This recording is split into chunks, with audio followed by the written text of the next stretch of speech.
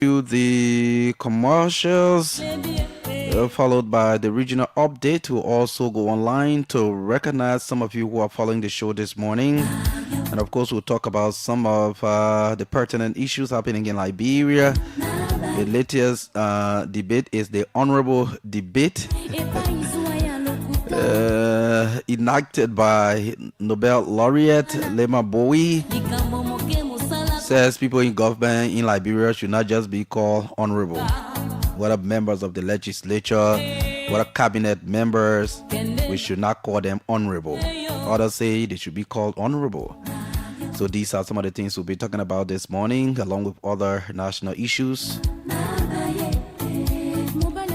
And of course, at 8 o'clock, we will have Attorney Tiklo Maxwell Grisby here with us this morning. We'll talk about witness protection. Of course, he is the Director General of the Witness Protection Agency of Liberia. So we'll talk about some of the work they are doing and issues surrounding witness protection in Liberia, Whistleblowers Act and all of that. That will run up to 9 o'clock. Of course, at 9 o'clock also we'll have head of another government entity. Henson Kiazulu will be here from the National Bureau of Concession. We've invited him to come. Let's talk about the work that institution is doing,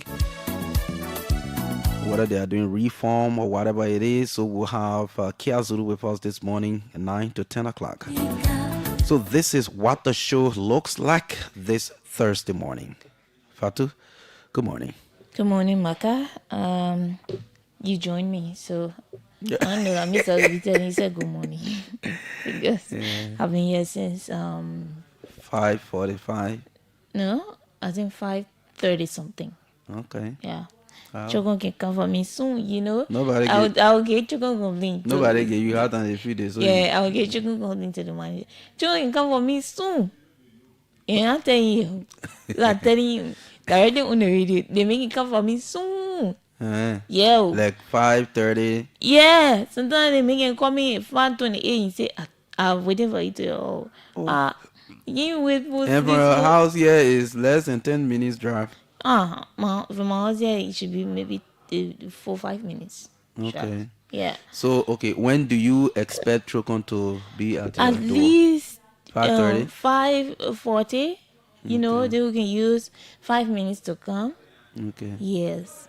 But he can just come for me soon. Even at 5 minutes, as well as must like check for the shot. Yeah, but yes, I understand. yeah. Okay. But it's good that you know this is our job, this is our responsibility, and we have to do it. Like we've been doing it for like 6 years now. I'm supposed to be used to that, by the way. Yeah. Okay, so we can go for the commercials. Yes. Yes. Sure. Let's go for the commercials this morning. I say, my people, First National Savings and Loans Liberia not do it again. Oh, I say, my people, y'all listen. First National Savings and Loan Liberia not do it again. Oh, but when I compute, why you shouting all around the place like you not found bank manager well so? Namo, even if I found bank manager well, I would be very happy. Like how now? Because all the things that the First National Savings and Loans Liberia doing, it will really take away our stress. Oh. In what way? It will take away your stress. Look, Namo, if you're looking for a good place to save your money you suffer for, or you want your money to receive good interest over a period of time, then go to the First National Savings and Loans Liberia. At First National Savings and Loans Liberia, you can open savings account, current account, church savings, SUSU savings, and mobile banking. You will get account SMS alerts right away, meaning as soon you save the money, you will get a message in your phone right away that you not save the money. So, Goku, the way you not do all the fancy then so what should do now if I want to open my own account? Namo, when it comes to opening a saving account for church, school and organization, you can call them and they can open the account for you right to your own house, school, church, or organization. If you want to pay your children's school fees, you can also do it when you call them too. Try to join them to make things easy for yourself. I already missing good thing you. Also, First National Savings and Loans Liberia can offer you different ways to do what the poor people call fixed deposit, or to keep your money starting from 13% per annual, meaning per year, for Liberian dollars deposit, and 10.25% per annual, meaning also per year, for United States dollars deposit, for what the poor people call fixed deposit. First National Savings and Loans Liberia. We are located on 10th Street, Sinker. Better still, you can call us on 0779 206 231 or 0886 027 466, and we will come to you. First National Savings and Loan Liberia is a microfinance deposit taking institution. At First National Savings and Loans Liberia, we put you and your business first.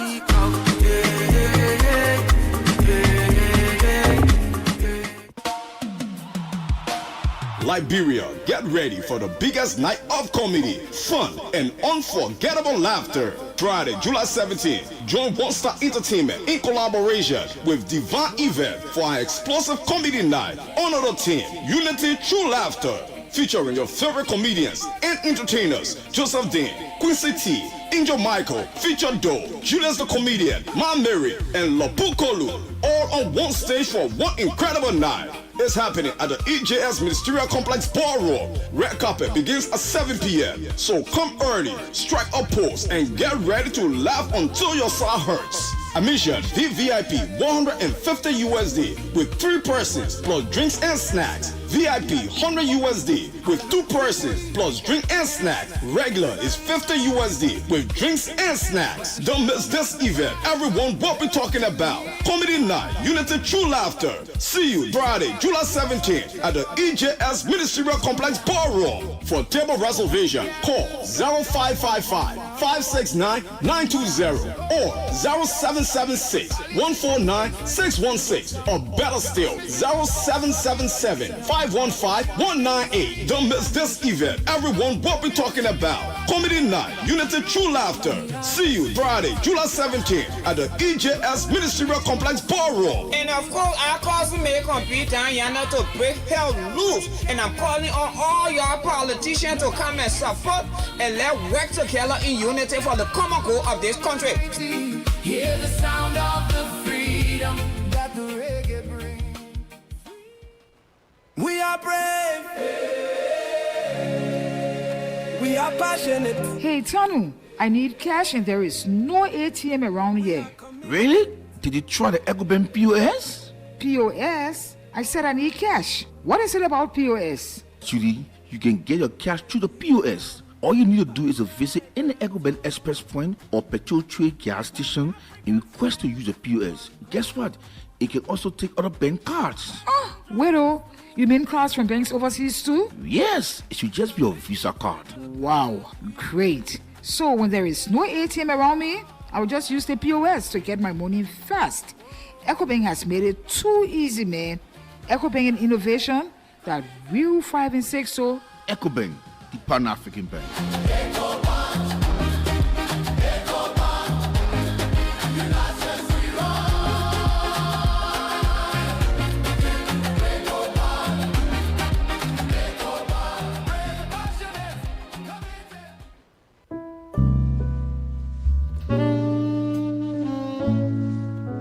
The Banking Institute of Liberia, BIL, the training arm of the Liberia Bankers Association, LBA, and the Central Bank of Liberia, CBL, announces the commencement of its professional training program in the following categories. Professional Development Training. These targets graduating seniors and degree holders. Courses offered: Banking and Finance, Audit and Internal Controls, Procurement and Contract Management, Logistics and Supply Chain Management, Public Accounting and Finance, Monitoring and Evaluation, M&E, Compliance and Corporate Risk Management, Human Resource and Customer Relationship Management, Project Management, Business Analytics, Data Analysis and Management using Power BI, SPSS and Excel, Ethics and Corporate Governance Project Proposal Writing. Duration, 3 months. Tuition, $275 US. Business development training. The Banking Institute of Liberia also offers training for high school graduates and college students in business accounting and microfinance management, small and medium enterprise development, and management office administration and business communication. Duration, 2 months. Tuition, $205. All our fees are payable in 3 installments. Training programs at the Banking Institute of Liberia are facilitated by experienced lecturers with practical experience, including bank executives and financial experts. BIL is committed to providing professional training to its clients at international standards. For more information, visit the Institute office at the intersection of Warren and Carey Streets, in the old microfinance building of the Central Bank of Liberia. Banking Institute of Liberia, the center of excellence in banking and financial management training.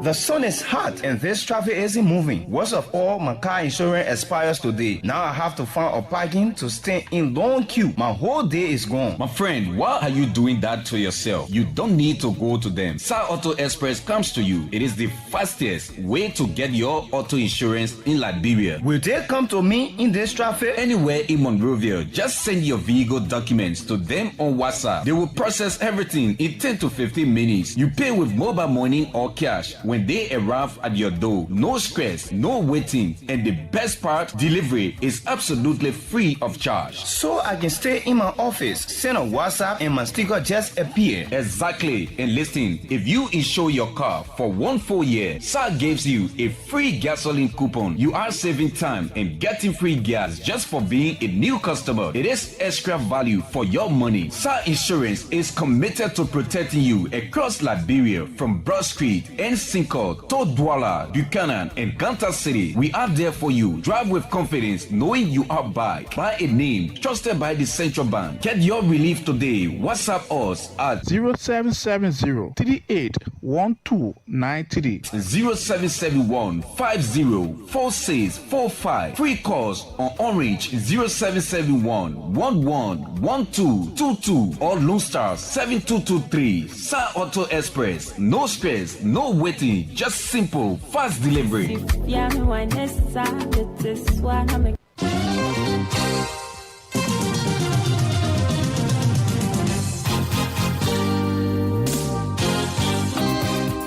Good news to all travelers in and out of Liberia. Sumahoro Transport Service, ST, has introduced new fleet of buses in Liberia to take travelers from Monrovia directly to Ghana, Abidjan, Guinea, and Sierra Leone. We can also do connections for our passengers to Lomé, Cotonou, and Lagos, as well as Bamako, Dakar, Banjul, Kankan, Madiana, and Labi. We carry valuable items to your loved ones through our courier service. We also have delivery service to your various destinations upon arrival in Monrovia. We have taxi service to and from our parking station to your home. Please come to our red light office opposite Zone 9 Depot Police Station or call 0775 908830 0886 0555 558801 for bookings. ST is here to serve you.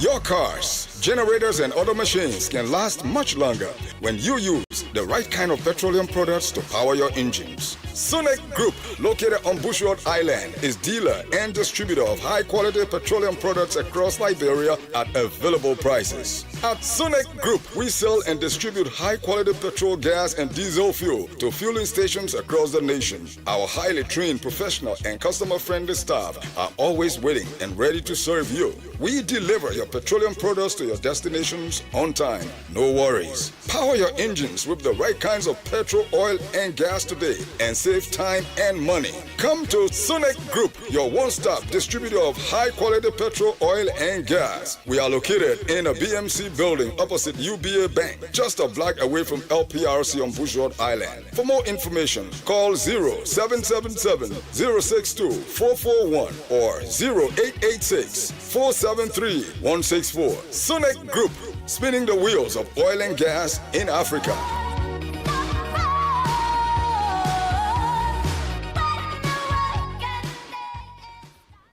As long as I'm breathing, I've got a reason to pray. Oh, yes, I have a reason to praise the Lord. Ladies and gentlemen, the Musical Instrument Committee of the Lagbasi Community Church presents a grand fundraiser sun service hosted by the Heartbeat Choir of the Lagbasi Community Church. Honor the team, equipping the sound of praise and worship. Text Psalm 150, verse 6, featuring some of Liberia's finest gospel ministers and choirs, including Minister Paul K. Holland, Minister Abigail Bucket Hollins, the Monrovia Community Mass Choir, and the Better Living SDA Church Choir. Note, the date is July 12th, 11 a.m. at the Lagbasi Community Church, every single Lagbasi community. Together, let's invest in the sound that touches heaven and impact lives. I see you there. See you there. Praise 'cause you're faithful. Praise 'cause you're true. Praise 'cause there's nobody greater than you. Fellow Liberian, come, my fellow Liberian, come. The Liberia Revenue Authority, LRA, informs all taxpayers and the general public of the ongoing registration exercise for medium and large taxpayers in preparation for the transition to the value-added tax VAT regime. The registration process includes the deployment of an electronic invoicing system in accordance with Section 55C of the Revenue Code of Liberia as amended and the Income Tax EFD regulation.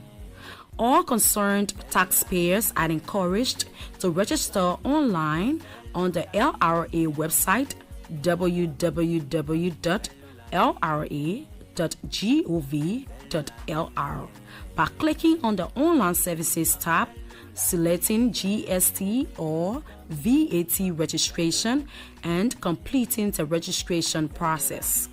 A team from the LRA will visit your premises to provide support for the registration process. Taxpayers are strongly advised to fully cooperate with the LRA registration teams to ensure successful registration and smooth deployment of the electronic invoicing system.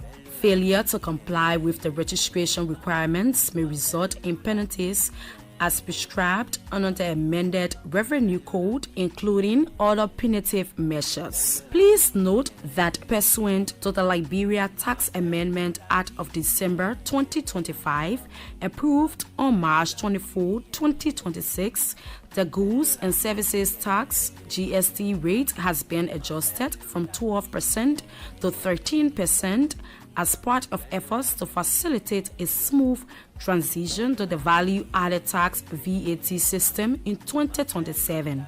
For more information, visit the LRA website www.lra.gov.lr or call 0770 572 572. Signed, Margaret P. Crote, Commissioner, Domestic Tax Department. Fellow Liberian, fellow Liberian, come, my fellow Liberian. Sandra, where are you going? To the next water and sewer office to pay my bills. But you live not too far from Pinsville City Hall. Yes, but water and sewer got no office in that area. Oh, so you don't hear the news yet? What news? The Liberia Water and Sewer Corporation has a new cashier center at the Pinsville City Hall where all LWSC bills can be paid daily, Monday to Friday, from 8 in the morning to 5 p.m. What? So you won't tell me I've been wasting time on this road waiting for back when I could just walk to the Pinsville City Hall to pay my water bills? Now you know. Enjoy improved, efficient, and convenient financial services at the new LWSC Cashier Center, recently opened at the Pinsville City Hall for our value customers, mainly people living in the vicinity. For more information, call 0777 464 171, 0886 616 767, 0886 617 200, or our orange call free number 5972. Welcome back to the OK Morning Rush on OKFM 99.5. It's 28 minutes past 7 o'clock. Let's go for our regional update. The International Criminal Court, the ICC, says it has concrete evidence linking leaders of the paramilitary Rapid Support Forces, the RSF, to recent war crimes in the Sudanese state of Darfur. The ICC's deputy chief prosecutor says Nazat Shamim Khan told the BBC the ICC had reached a breakthrough in its investigation into the massacres of civilians in the cities of El Fasher and El Geneina. It may take time for justice to develop, to be brought to the court, but we will get there, Khan said, adding that RSF leaders have also been linked to crimes against humanity. The siege and takeover of El Fasher marked one of the bloodiest episodes in the ongoing war between the RSF and Sudan's army. More than 6,000 people were killed in El Fasher as the RSF seized the city in October last year. The United Nations says while the paramilitary group is accused of carrying out a similar massacre in Jenin, the group has repeatedly denied carrying out widespread killings anywhere in Darfur. Khan said, "We have now found concrete evidence that links what is happening on the ground through linkage evidence to specific persons in leadership mode." However, she did not give a timeline on when charges might be brought against those responsible for the atrocities in the war, which began in April 2023. "We cannot say how quickly or how long it's going to take," she said, "but we can say that progress has been significant and that we have achieved a breakthrough." The ICC, based in the Dutch city of The Hague, is a global court with the power to bring prosecutions for genocide, crimes against humanity, and war crimes. Khan spoke to the BBC after visiting refugee camps in Eastern Chad, where those who had fled the fighting in Darfur told her of the atrocities they suffered. Tens of thousands of people were forced to leave their homes in El Fasher, and the UN said the violence there bore the hallmarks of genocide.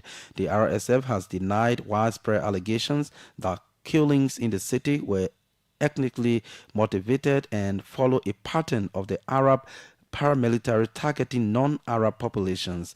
The group insisted the scale of the atrocities had been exaggerated, but acknowledged that some violations had occurred in the city. Shortly after the capture of El Fasher, RSF leader General Mohammed Hadan Dagalo said the group was investigating any atrocities. The probe is ongoing, the RSF said recently.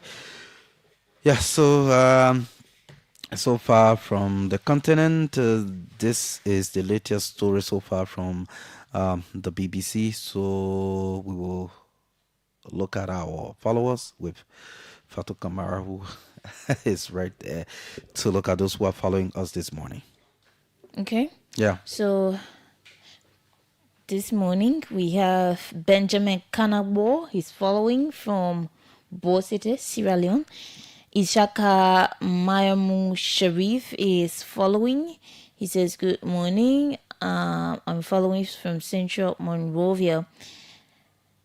Marcos M.V. Williams is following. He says, "Good morning." Okay. They may telling you what to do. They may tell you more. Live for your face more. Isaka is watching. Johnny Colmesino is watching. Alex Maxwell is also following from Johnsonville. Augustine Yeleko is following. James Quay is following from Robertsfield Highway. Blamo Jodo that's Blama Jodo. He says he's following from Jacobtown, New Hope Community. Isaka, okay. Armstrong Wabinda is following from Car City, Magibi County. Jeff B. Yoffie is following from Fendel. Jarvis C. Swa says he's following from JCS Village in Liberia. Robert Ngone, our regular follower. Abeningo Bala Newton is watching from Sophie Community, Congotown, Monrovia. James Kroma is watching from his home Winter Community. He says J. Lawrence Brown says he's following from Grand Cape Mount County. And I think that's it for now. We can take everything. Steve Wilson says he's watching from the United Kingdom as well. Marka, that's it from my end. If we can get orders. Mazi Abraham K. Kamara is following from the US. I think I'm my brother in the USA. MZ Abraham K. Kamara the second. He's my brother, Marka. He's in the USA. Okay. Yeah. Emmanuel J.S. Tamba is watching. But anybody see in their name Davis from the USA, like a brother. Okay, I see. Yeah. Oh, like, anybody who is a Davis? Yeah, like a brother. Yeah. Brother. Yes, now, yes. When they're abroad. It's very reasonable. Reasonable, yeah. Some kind of way now. We are all brothers and sisters. Yeah. Yes. J. Lawrence Brown is also following from Cape Mount. Okay. Steve Wilson following from the UK. Abu Sisi, you mentioned. Okay. Emmanuel J.S. Tamba also following this morning. Josh Brown Jr., Sonny B. Yates, as usual from Bombay County, following this morning. Lasana J. Masale also following. There's a lot of you have joined this morning. James Kroma, Edoke Jala, Lasana Masale is watching too from Jamaica Road. Sonny B. Yates, we've taken that. Josh Brown, Emmanuel Tamba. Yeah, they are all watching the show this morning. Thank you. You're welcome. Let's hear from you. Hear from me? What you hear? What's happening in your community? No electricity. Yeah, as a Are you serious about that? Yes, no electricity. Or you having? I think off and on. That's what I'm saying. I got money in my meter. I've recharged my car. Okay. Yes. So I think sometimes too because of the rain, when the rain is heavy, the electricity goes and comes. Yeah. But there's no electricity. And also, like we've been talking about this flooding stuff. Yeah. Why it has not gotten to the extent where people would not have to come out of their houses, but it's also becoming serious, Marka. So you will have to walk in water, sometimes even take off your slippers, and the kind of water they say when you walk inside, you can't outside, say you don't go soap, and wash your feet, So this issue of flood and stuff, we really have to work on it. You see small rainfall, Marka, you see horses throwing water out of their homes. You see people throwing water out of their homes. It shows sometimes the places we choose to build our houses. You go, you see swamp, and you just fill the place and put one horse there. And you know that when it comes to the serious part, maybe during the rainy season, and that place gets flooded, you will be the victim of whatever happens there. So we have to be cognizant. We have to be curious about some of the places we choose to buy, or to build our houses, or even to rent, especially in Central Monrovia. 95%, I'm not expert now, but 95% of all the people you see, are people who are tenants, they're renting from other people. So when you're going to rent a house, why it's difficult to find places, but you should also be careful about the places you choose, because rainy season, especially, you can listen to the disaster management agency director when you're ready to tell you he's blunt. He said the rain will fall every day and horses will be flooded. So if you don't take it that way, then fine, you will be the victim of it. That's it, Marka. Okay, so just in relation to that, Fatu, like I've always said, we know that we establish government institutions to perform certain responsibilities. However, I believe, when we were growing up in the interior, sorry, I always said an example in the interior because I was a child when I grew up from there. So there was this initiative that used to happen all of the time. This, roadside bretching, right?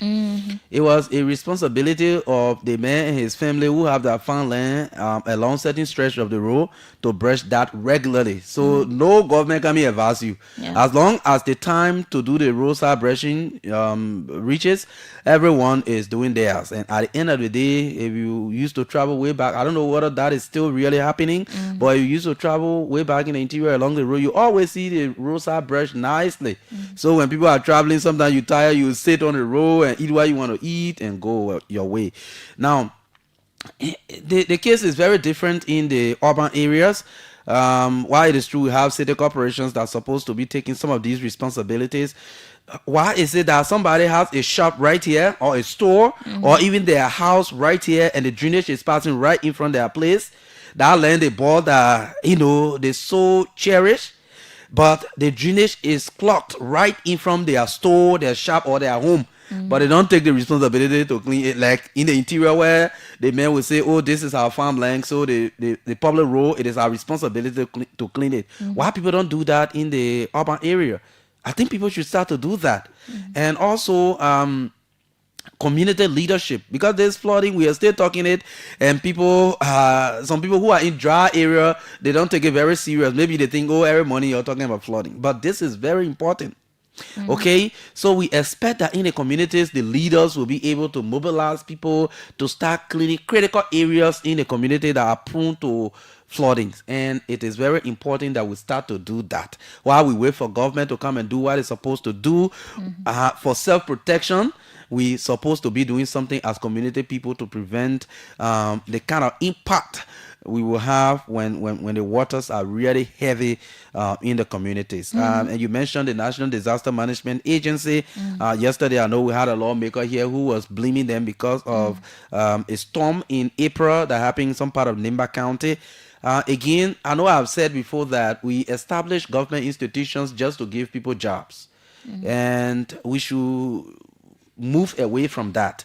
What do I mean? We cannot establish the National Disaster Management Agency and we only give them money that can pay salary. We only give them money that can buy stationery. We only give them money, maybe that can give them a car for the Director General and his deputies, and maybe one bus for the staff if they even have that. And then we say we have a government institution. But the mandate of the institution is disaster management, prevention, awareness, response. So if you establish this institution that cannot do any of these things, but the only thing is they're able to get people on payroll, they're able to get their pay, they're able to get, papers to work, they're able to get computers and other things, desks, office chair, and renting one big building on government expenses, then what is the essence? So if we establish government institutions to perform certain duties, we should be able to fund them appropriately in a budget for them to be able to perform their functions. So what is the essence of the National Disaster Management Agency when since April, about 5 towns got hit by storm and there has not been one assessment team gone there to see the impact of that disaster on the community? What is the essence? I remember we did a broadcast before about disaster that hit some part of rural Monserrato County, Todi. We talked that thing for 2 months. The National Disaster Management Agency, one time the Director General or the Executive Director called and said, oh, we will send people there. In fact, we'll send people there. And at the end of the day, the people didn't get any kind of intervention from the National Disaster Management Agency. So if we cannot get money to give to this institution to perform the functions, there's no need for us to establish them. Today, we are still establishing new government institutions. We are establishing the National Tourism Authority. We are establishing different government entities that we can fund to perform these duties. The only thing we do, we put money there so they can get salary. We put money there for them to get desks, to get computers. I mean, I mean, this is waste of time. This is waste of resources. Just paying people who are not doing the work you give them to do. So I think if we are establishing institutions, we should be able to give them the teeth to bite. Yeah. So I mean, Fatu, this is what I think about our whole flooding and disaster issue in the country. We are at risks. We are at very terrible risks in this country. We don't have any institution that can help us except Red Cross collect donations from other, sister organizations around the world to come and respond to disasters here. That's all we can do. But if we say we're depending on government to kind of save us from flooding, from storm, from any kind of maybe landslide or mudslide, thank God our country, we are not even experienced anything like earthquake before, and we hope it will not even come here. Yeah. Because if that kind of thing happen here, where we will go? Who will help us? National Disaster Management, who even struggling to put gas in their own car? It's a problem. Yeah, so one thing I want us to look at is yesterday Center launched their State of Corruption report, and it's actually an interesting report. I was there. The report, it shows that public trust in public institutions have dropped. As a matter of fact, why corruption perception, people who believe that corruption is high has dropped, but the public confidence in public institutions have also dropped. So the report states that why the percentage of Liberians who believe corruption is high has dropped from 83% in 2024 to 59% in 2025. Public confidence in government institutions has also fallen from 45% in 2024 to 28% in 2025. So, it raises one question. If fewer people believe that corruption is widespread, if there are not too many people who believe that corruption is widespread, then why is public trust in government institutions, also declining? So one important thing that was raised yesterday, like for example, Marka, you go to most of these public institutions, like take for instance, you go to get your passport or you go to get your national ID card, and then you'll have to pay maybe $100 to get it expedited, and then you do it, you get it the next morning. But then somebody go and pay $50, which is the original. Yes, the same fare. thing. Yeah. They go and pay the $50 to get it for $40 to get it for I think a week or two. Imagine that. So one of the things that was raised was that if it is possible that somebody can pay that money and get it that fast, then it means we can work on the system. It means the system should be worked on. And Marka, this is actually a serious, very serious issue. When you go and ask anybody about any institution, like birth certificate area, you go and ask, they will just tell you something like you're not even, they say you go down there, the people will tell you say 30 days over, you're not even getting in 30 days, even if you pay the money, I've heard concerns from people like that. And these are some of the things that But if you pay, I think the original fare is around 500 or something. Yes. But if you pay $15, you can get it in 1 hour. Oh, okay. You see? So now if you can get it that fast, then Why can't we do it holistically? Why can't we do it holistically, to do it? So it means that those who have more money enjoy, the services better than those who have less money. So now these are some of the things that, the corruption, anti-corruption, advocates were raising, because people are now having less confidence in government institutions. You ask somebody, the person say that institution down the end, they name 4 other institutions, and Liberia Anti-Corruption Commission chairperson, executive chairperson was also there, and she welcomed the report. So it is something we need to discuss, because public confidence is important for government institutions. But if you go now and ask somebody and the person is telling you, I even trust that whole company, or I even trust that whole agency of government, or that whole ministry, I even get time for them, I can just go and just do it. For example, somebody tells you, can I get police clearance today, and somebody tell you, police clearance, I'm not sure you'll get a general. You know, You so don't that get that it reduced confidence we're talking Yeah, about. yeah. Yeah. I'm sure you get it just now. But then you say, it's like you get money. It's like you get the money. When you get the money, you can, you get so and so money, you can get it today. So now the poor people, some days maybe other people say when you know somebody there, sometimes when you don't get connection to you get into the machine.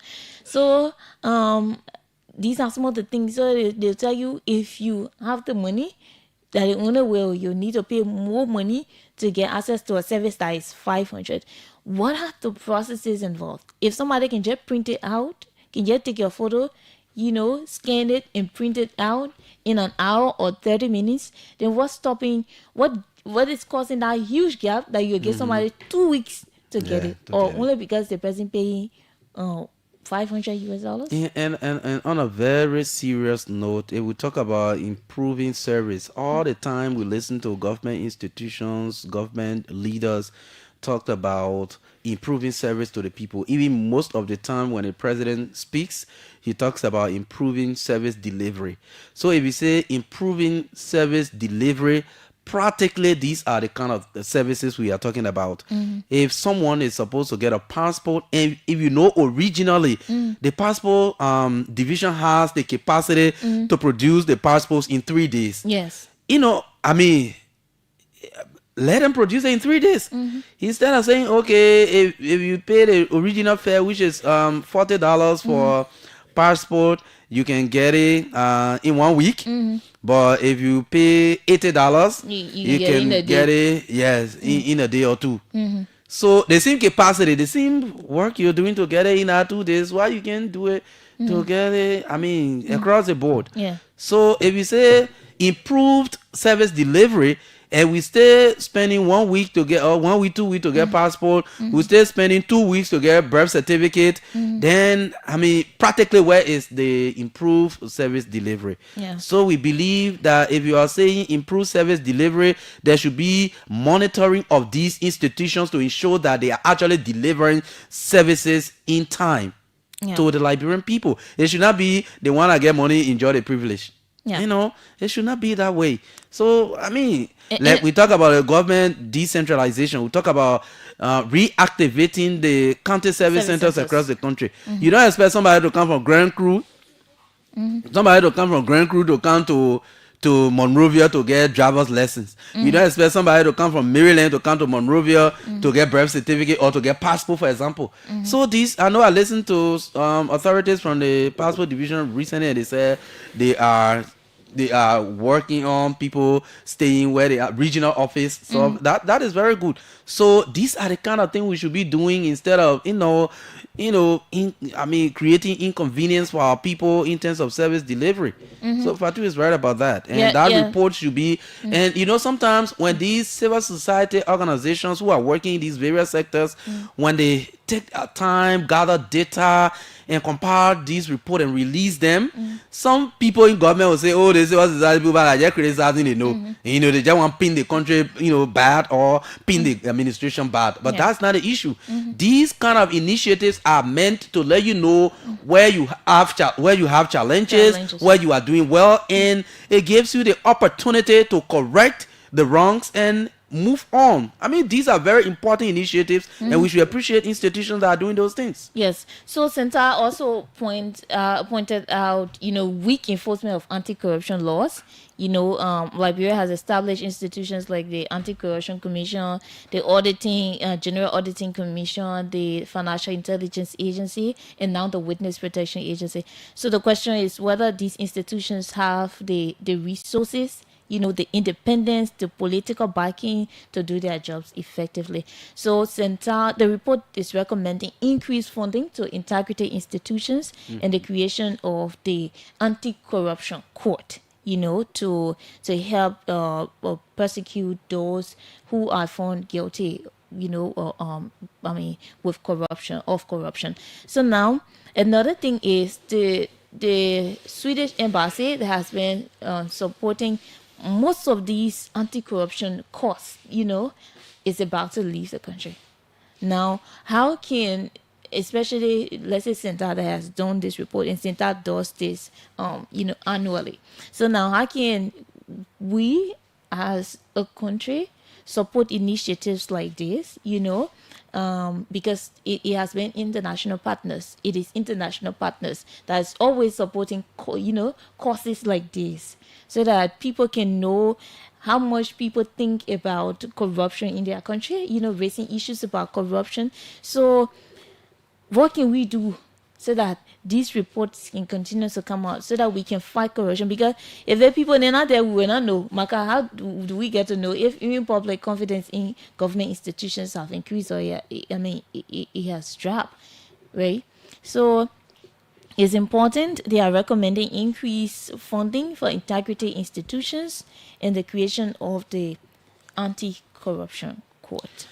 Yes, the anti-corruption code is very important. That's one thing all of us have talked about and advocated for over the years, because I know a lot of Liberians, all of us, if not all, but we want an exclusive, court that have jurisdiction over corruption matters. The reason is sometimes when all of these cases are going to the same court, there is no urgency.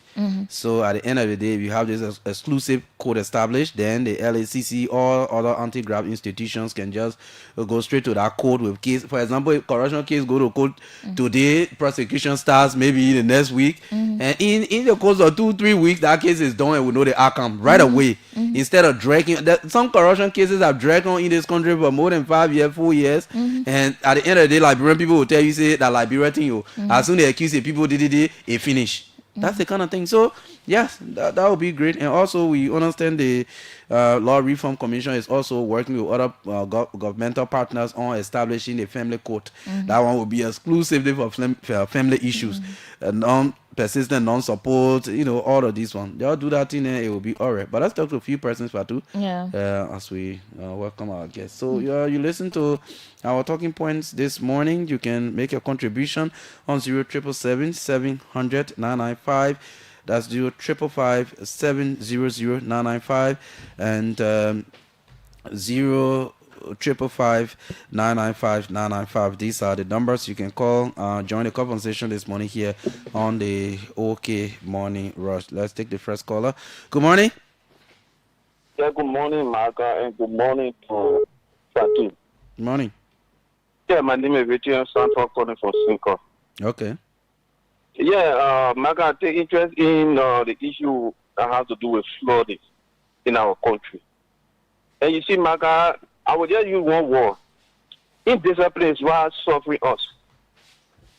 You see, we as a people, we don't respect our law. We don't uphold our law. Most of the buildings. I'll give you one example. In the Clarendon area, our Doe community, the road are there. When they were facing the road, I can remember the youth of CDC then, spearheaded by Abby, we said they had a press conference. Said, these are the people that voted for us. You didn't break their home down. And because of that, probably were left that whole entire stretch, close the road, make the whole entire road so small, like the drainage, and people just normally, even in Lokington, where I live, there's a curve when you leave Abu Kamara area. That curve, when they completed that road at that time, a serious accident occurred and life was lost. Because the house that right in the curve, it should have been demolished. But because of the same press conference our help, the labor and Mabutu Nipan left the whole entire place and they just jammed it. So indiscipline, we don't, because of vote, just say, oh, they play our base. You can't do this. You can't do that. You won't do the one. No. Oh, the people will not vote for all. The people will get angry. That was suffering us. Okay. Because this will upset us if we don't take the necessary action. All right. Thank you for joining this caller. Good morning. Yeah, good morning, Marka. Good morning. Good morning, Fatu. This is Washington Molba. I'm following you guys from Jokostan. For me, my interest is in government area where, like for example, passport, birth certificate, where when you go, the price is there, but they'll tell you, say you have to give me the one before I fast track it. And it's wrong. Because why I say that They say $80 for passport or $40 for passport. Then they say you get it in 2 days time. Then I'm say in 1 week time for the $40 on. But then the $80 on, they say you get it in 2 weeks time. So the process they used to do the $80 on, what happened with that one for the $40 on? And they didn't do for the $40 on. And I the president government have in those places. So it's wrong. So sometimes it's saying that they are observed that things that people are doing in ministries and other areas, they are wrong. So they need to change their attitude and do their work. And besides that, they will say they should something the agency or those are to help government.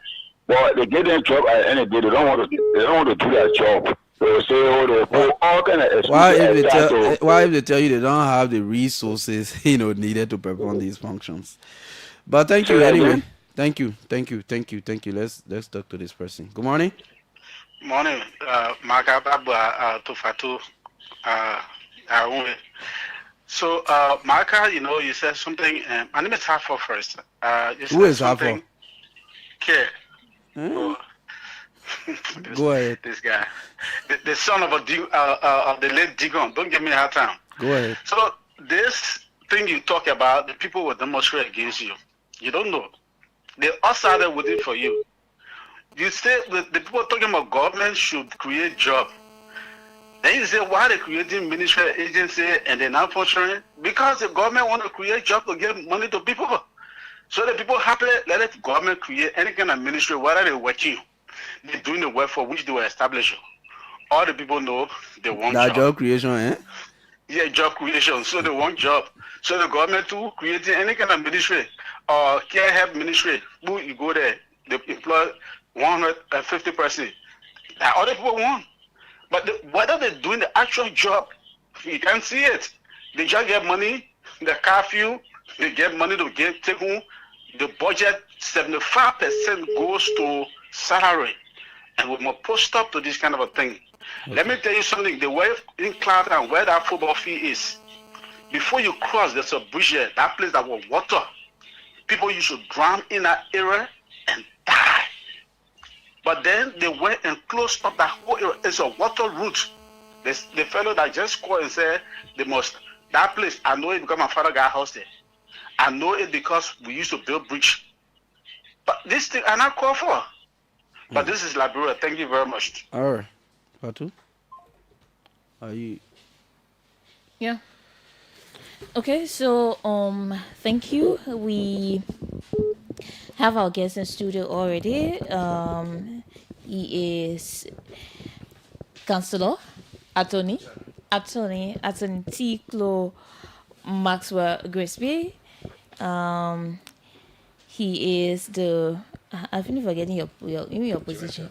The director of the Witness Protection Agency. So he is our guest, and sir, good morning, welcome. Yeah, just straighten up the mic. Yeah. Good morning. Marka Davis. I know your name very well, but this is my first interaction with you. Yeah. Okay. On the radio. And Fatu, you too. Two of you are some of the most brilliant people I've heard. Thank you. But yes, I'm happy to be here this morning. Okay. So welcome. How is WPA? Great. WPA is very good. In my introductory comments, I know you want to know about what we do, but you started a very fascinating conversation. Okay. And as somebody in the anti-graft sector, I realized that you're a news person, so the news people may take the story from the angle that make more news. Mm-hmm. But as a government person, I too have a responsibility to provide education. Okay. So the portion of the report, the SCORE 2025 you've talked about, is public confidence in public institution. Yeah. In 2024, the government of Liberia had 45%. 1 year later, in 2025, this has declined to 28%. That is the confidence the citizens say they have in public institutions. It's declined. That is something we have to look at. Why do we have this decline? Why do we have less trust of the citizen in most of the public institutions? It's something we are interrogating. However, the contrast about this is we have to look at the picture where the citizen perception of corruption in 2024 was 83%. 83% out of 100% of the citizens say they had the perception that there was strong corruption in government in just 2024. Today, in 2025, the very citizen has said 59% of them believe there's corruption in government. There's a decline from 83% of corruption perception to 59. to 59%. This contrast has to be explained as well. We must interrogate why are the citizens believing now there's less corruption in government than they thought in 2024. Let's come to another portion of the report that talk about public confidence in the executive branch of government, where I come from. Yeah. In 2024, the report says the confidence in the executive was 35%. 2024. In 2025, the people have said, yeah, we still have confidence, but it's 31%. Okay. These are also very interesting numbers we want to put out there because there are reasons behind these numbers. Why are the citizens believing there's less corruption in terms of perception, there's less corruption today than 2024? It's because of practical action this government are taking. And if I sit here and just want to talk about witness protection without talking about these practical actions, which is generally, government intervention for which the citizens are showing this appreciation, then I will be doing a disservice to the government. First and foremost, since 2005, we've had all this conversation about war crime code. No politician could easily answer that question whether or not when they became president, they will establish war crime code. As a matter of fact, it was a taboo to do that. That could cost you your election. President Marka, in less than 2 years, was able to critically answer that question and put a roadmap in place. We are almost certain that this year, the conversation of war crime code will become a concrete reality. This is plus. This has actually boosted public confidence. The National Anti-Corruption Code was almost a conversation that could never be a reality. So public confidence has dropped. Public confidence there's the contrast. Okay. Public confidence in institutions have dropped, Okay. but public perception of corruption has reduced. Okay. And that is very key. Because from 83%, people believe there were more corruption in 2024 than they believe there's corruption now. Okay. Public confidence will be in terms of enforcement of the very law. So we put institution in place. Let me give you a simple instance. For instance, the anti-corruption fund we have. If you look at the very report, the report provided analysis of 37 cases, out of which only 3 convictions. The essence of having anti-corruption commission and other institution, anti-graft institution, is to make sure we prosecute people who do wrong. But when cases go to court, the prolonged time it takes on the docket, sometimes in a whole year we get less than 3-4 convictions. Even though efforts are being made to conduct audit, investigation are done, indictment are raised, but because we don't yield conviction, it reduces public confidence. Does that mean the government did not take action? Government took action. But then you have a judiciary process, whereas the law says cases are docketed as they are filed. It's the law. So if you have a court, criminal code, see, dealing with several cases, economic sabotage, theft, and corruption, if a corruption case gets filed in May, and there were several other cases filed January, February, March, April, the public want corruption prosecuted like now. But the law says cases must be docketed as filed. So what has it done? It has dwindled public confidence in the fight against corruption. Does that mean there's no effort? That is why President Marka has insisted and signed on to proposing a national anti-corruption code so that we fast-track prosecution of corruption cases. Okay. It does not say the government is not working. People must understand the perspective of the report. We were at a conversation yesterday and we interrogated the debate. We believe the government is doing more now, and in the years ahead, you will see with the full establishment of the National Anti-Corruption Code, public confidence will be boosted. Because the more we prosecute people, and one of the key factors of this decline in public confidence has been how many people do we see in jail? For the layman, he wants to see, if you say, talk about all the corruption, talk about all the prosecution, how many people in Sobish? We had a Planned Parenthood case. Of course, we got a conviction, but the law allowed for the criminal defendant to appeal. You know, so yeah, we had a Planned Parenthood, we had an LPRC case where there's restitution of almost $941,000 today. So these cases are all on the record. With the National Anti-Corruption Code, when we increase prosecution and conviction of corruption, of course, will boost public confidence. But I just wanted to make sure we understand these numbers generally, and the public appreciate it. Yeah. Anyway, let's move forward. I just wanted to talk about the contrast, Please, fair. No, the contrast where the confidence is reduced, but corruption, perception that, we believe it has reduced, corruption has reduced, but confidence also dropped. I mean, how can you explain that? Of course. So these are conversations we must call the researcher for us to talk about, because even the researchers were concerned. Public confidence because they see the executive, and you saw the reduction in the perception of confidence in the executive narrowly reduced. Yeah. It's because they can point to tangible impact that the executive is taking to fight corruption. They are seeing it visibly, they are seeing effort. However, the essence of this effort is to yield outcome. Yeah. So the delay in generating the outcome is the disappointment. Okay. Okay. So there's a correlation. Yes, there's a correlation. Thank you. Yes. Now let's come to the Witness Protection Agency. Maybe let's hear from the time you started. How far are you now? What are some of the things you've been doing? I really have to do this because sometimes. In fact, firstly, why were you even established to do in the first place? Thank you. I have to do this because sometimes when I go to talk about what we do, people have the general perception that we've been existing for more than 3-4 years. No. Truth is by law. So, witness and whistleblower protection has been the missing link.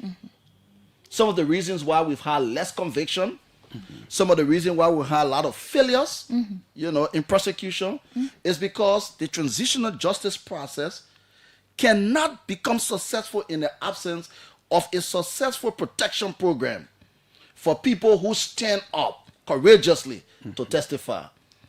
Under our criminal justice system, any accusation that is made against a person, it is DC in the Liberian parlance. Yeah. Yes, DC.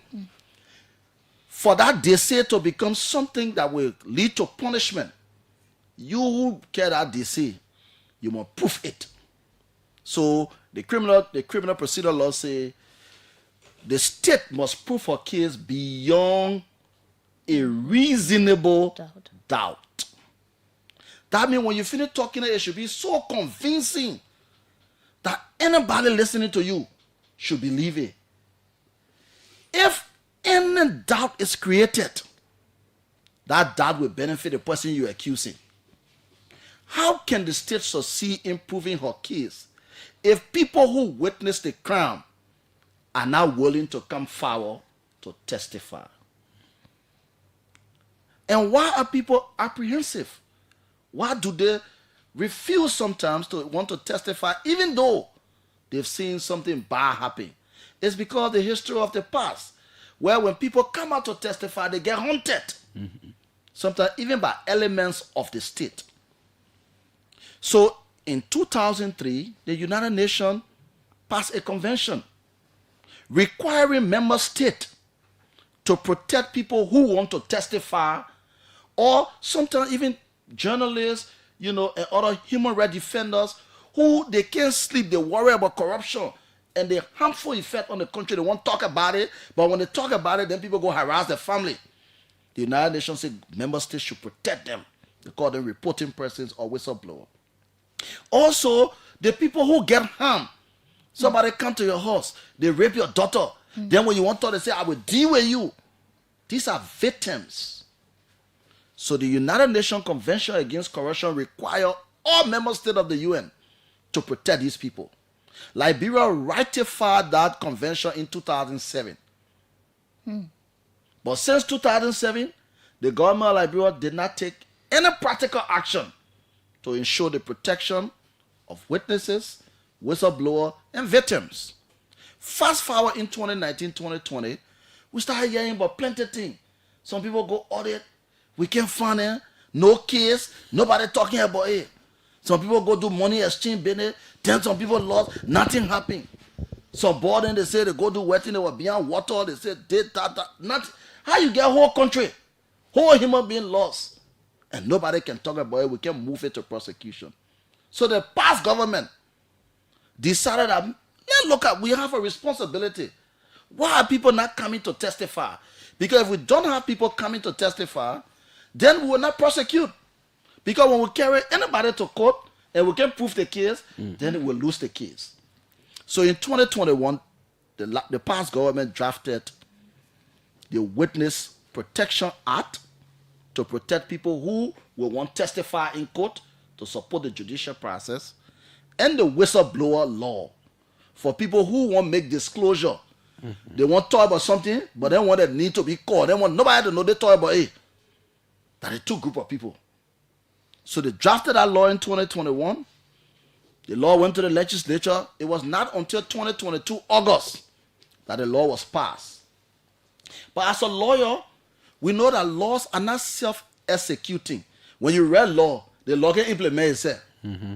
There must be agency to implement the law. So for instance, the whistleblower law, LACC, they're implementing portion of it. The police, office of the ombudsman, because it's generally when information go to them, they will implement this portion and they gotta, support whistleblowers. Okay. But in that whistleblower law, they say when people get the information and then they recover money from government, they must get the people 5%. But since 2022, some of the cases for corruption, because recover mean when they get the money. But sometimes they go to the lower court, they win the case, but then other people take appeal to Supreme Court. And the current law does not say in the event a conviction is received, you should pay. So it means when an appeal is taken, you can compel the person to pay until the Supreme Court hear the case.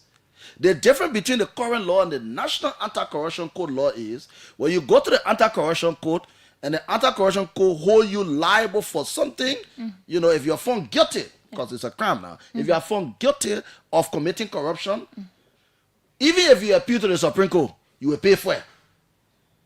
So in this case with the new law, when you are found guilty of corruption, whatever you pay, the current law says 5% will go to whistleblower. Just close quickly. Just close up on this. For the witness protection law, they say you must establish an autonomous agency under the executive branch of government to implement the witness protection program. Since 2022, the law was there. The government did not establish the agency. It was established, but the government did not operationalize the agency. In June of 2025, this current Minister of Justice, people started calling, you just missed the minister. The minister not working. They're not prosecuting cases. But the minister said, for me to prosecute cases, we need Liberians to support us to come and testify. All the corruption you're talking about that happened in the country. Some of you get information. So say you're scared to come tell us, I will operationalize the Witness Protection Agency, we'll put government money inside, and then we'll create the protection program. So in June, they advertised the job for a director and a deputy director to head the agency. Okay. But because the agency cannot go to court directly to prosecute, the agency collaborates with the Ministry of Justice for other criminal cases and Liberia Anti-Corruption Commission for corruption cases. Were 13 Liberians, lawyers who applied for this job. Eventually, I came top. And the law said, when you are vetted by the Ministry of Justice, LACC, Independent Human Rights Commission, and Center, these were the panel recommended to the president, you get nominated. You go to the Senate for confirmation. After confirmation, you get appointed and commissioned. So we went through all of that. Okay. Myself and a deputy director, Mr. Vani Ali Sherry. So we have a tenure of 3 years under the law to preside and supervise Liberia Witness Protection Program.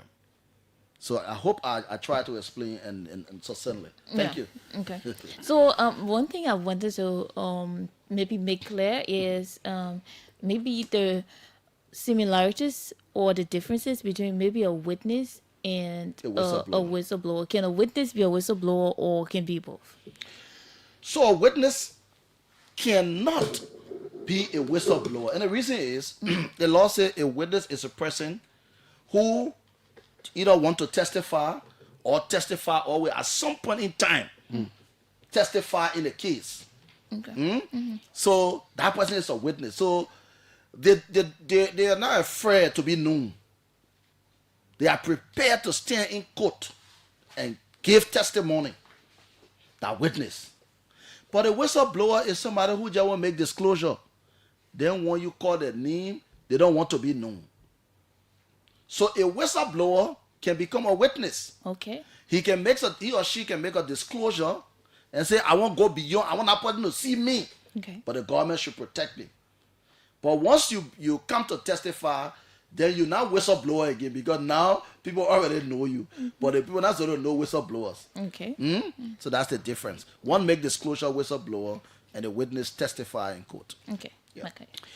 Yeah, so let's talk about, I know, like you mentioned, the institution is not very old. Yeah, we are 7 months old in terms of operation. Yes. But we're more than 2 years in terms of law.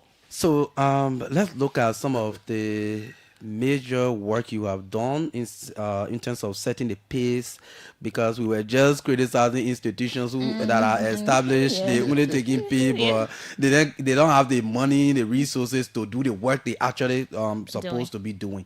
So tell us, what is the case with the agency? Usually I like to listen for people to tell me, but since it's the question I have to answer first, the first responsibility was to get a headquarters, get a budget, of course.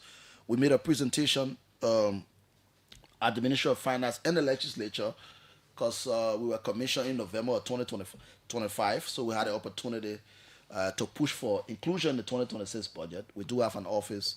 We operate from the old European Union building opposite the Ministry of Justice. Okay. That's the first thing.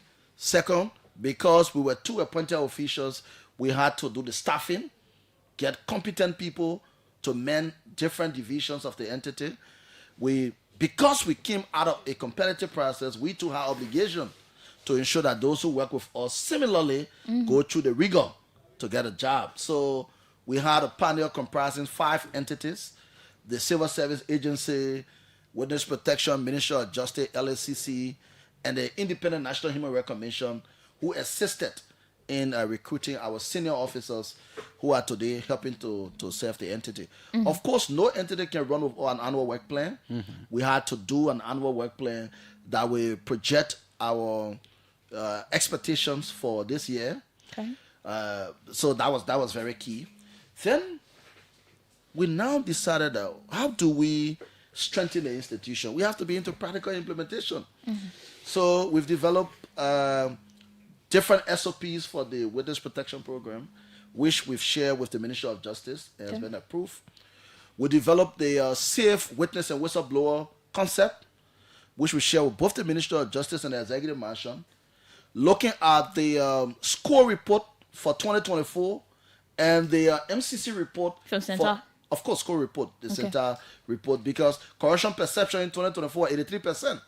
So if we as an agency telling people to come testify, if the people believe government is so corrupt, who will come to us? So we needed to highlight that this report is troubling for the government.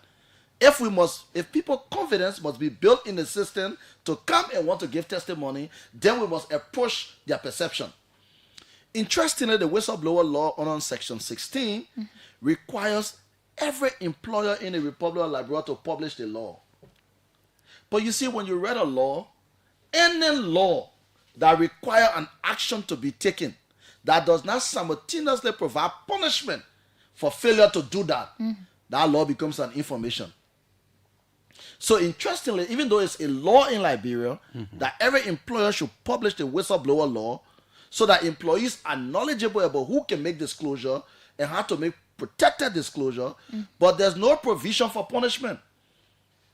So people have reneged on the enforcement of that provision. And this is a practical anti-corruption intervention. So we flag all of these. And the president, through his legal advisor, sat with us. We talked about it. The president was adequately briefed. And then the president made a decision at his cabinet meeting in March that the government should increase incentive for reporting pressing. Because his thinking was, some of the reason why we are losing our budget, 1.2 billion. But one company that has a concession in our country every year get almost 1.3 to 1.5 billion our resources. The royalties we get, not even up to 15-20% in taxes and all the benefit fees and everything.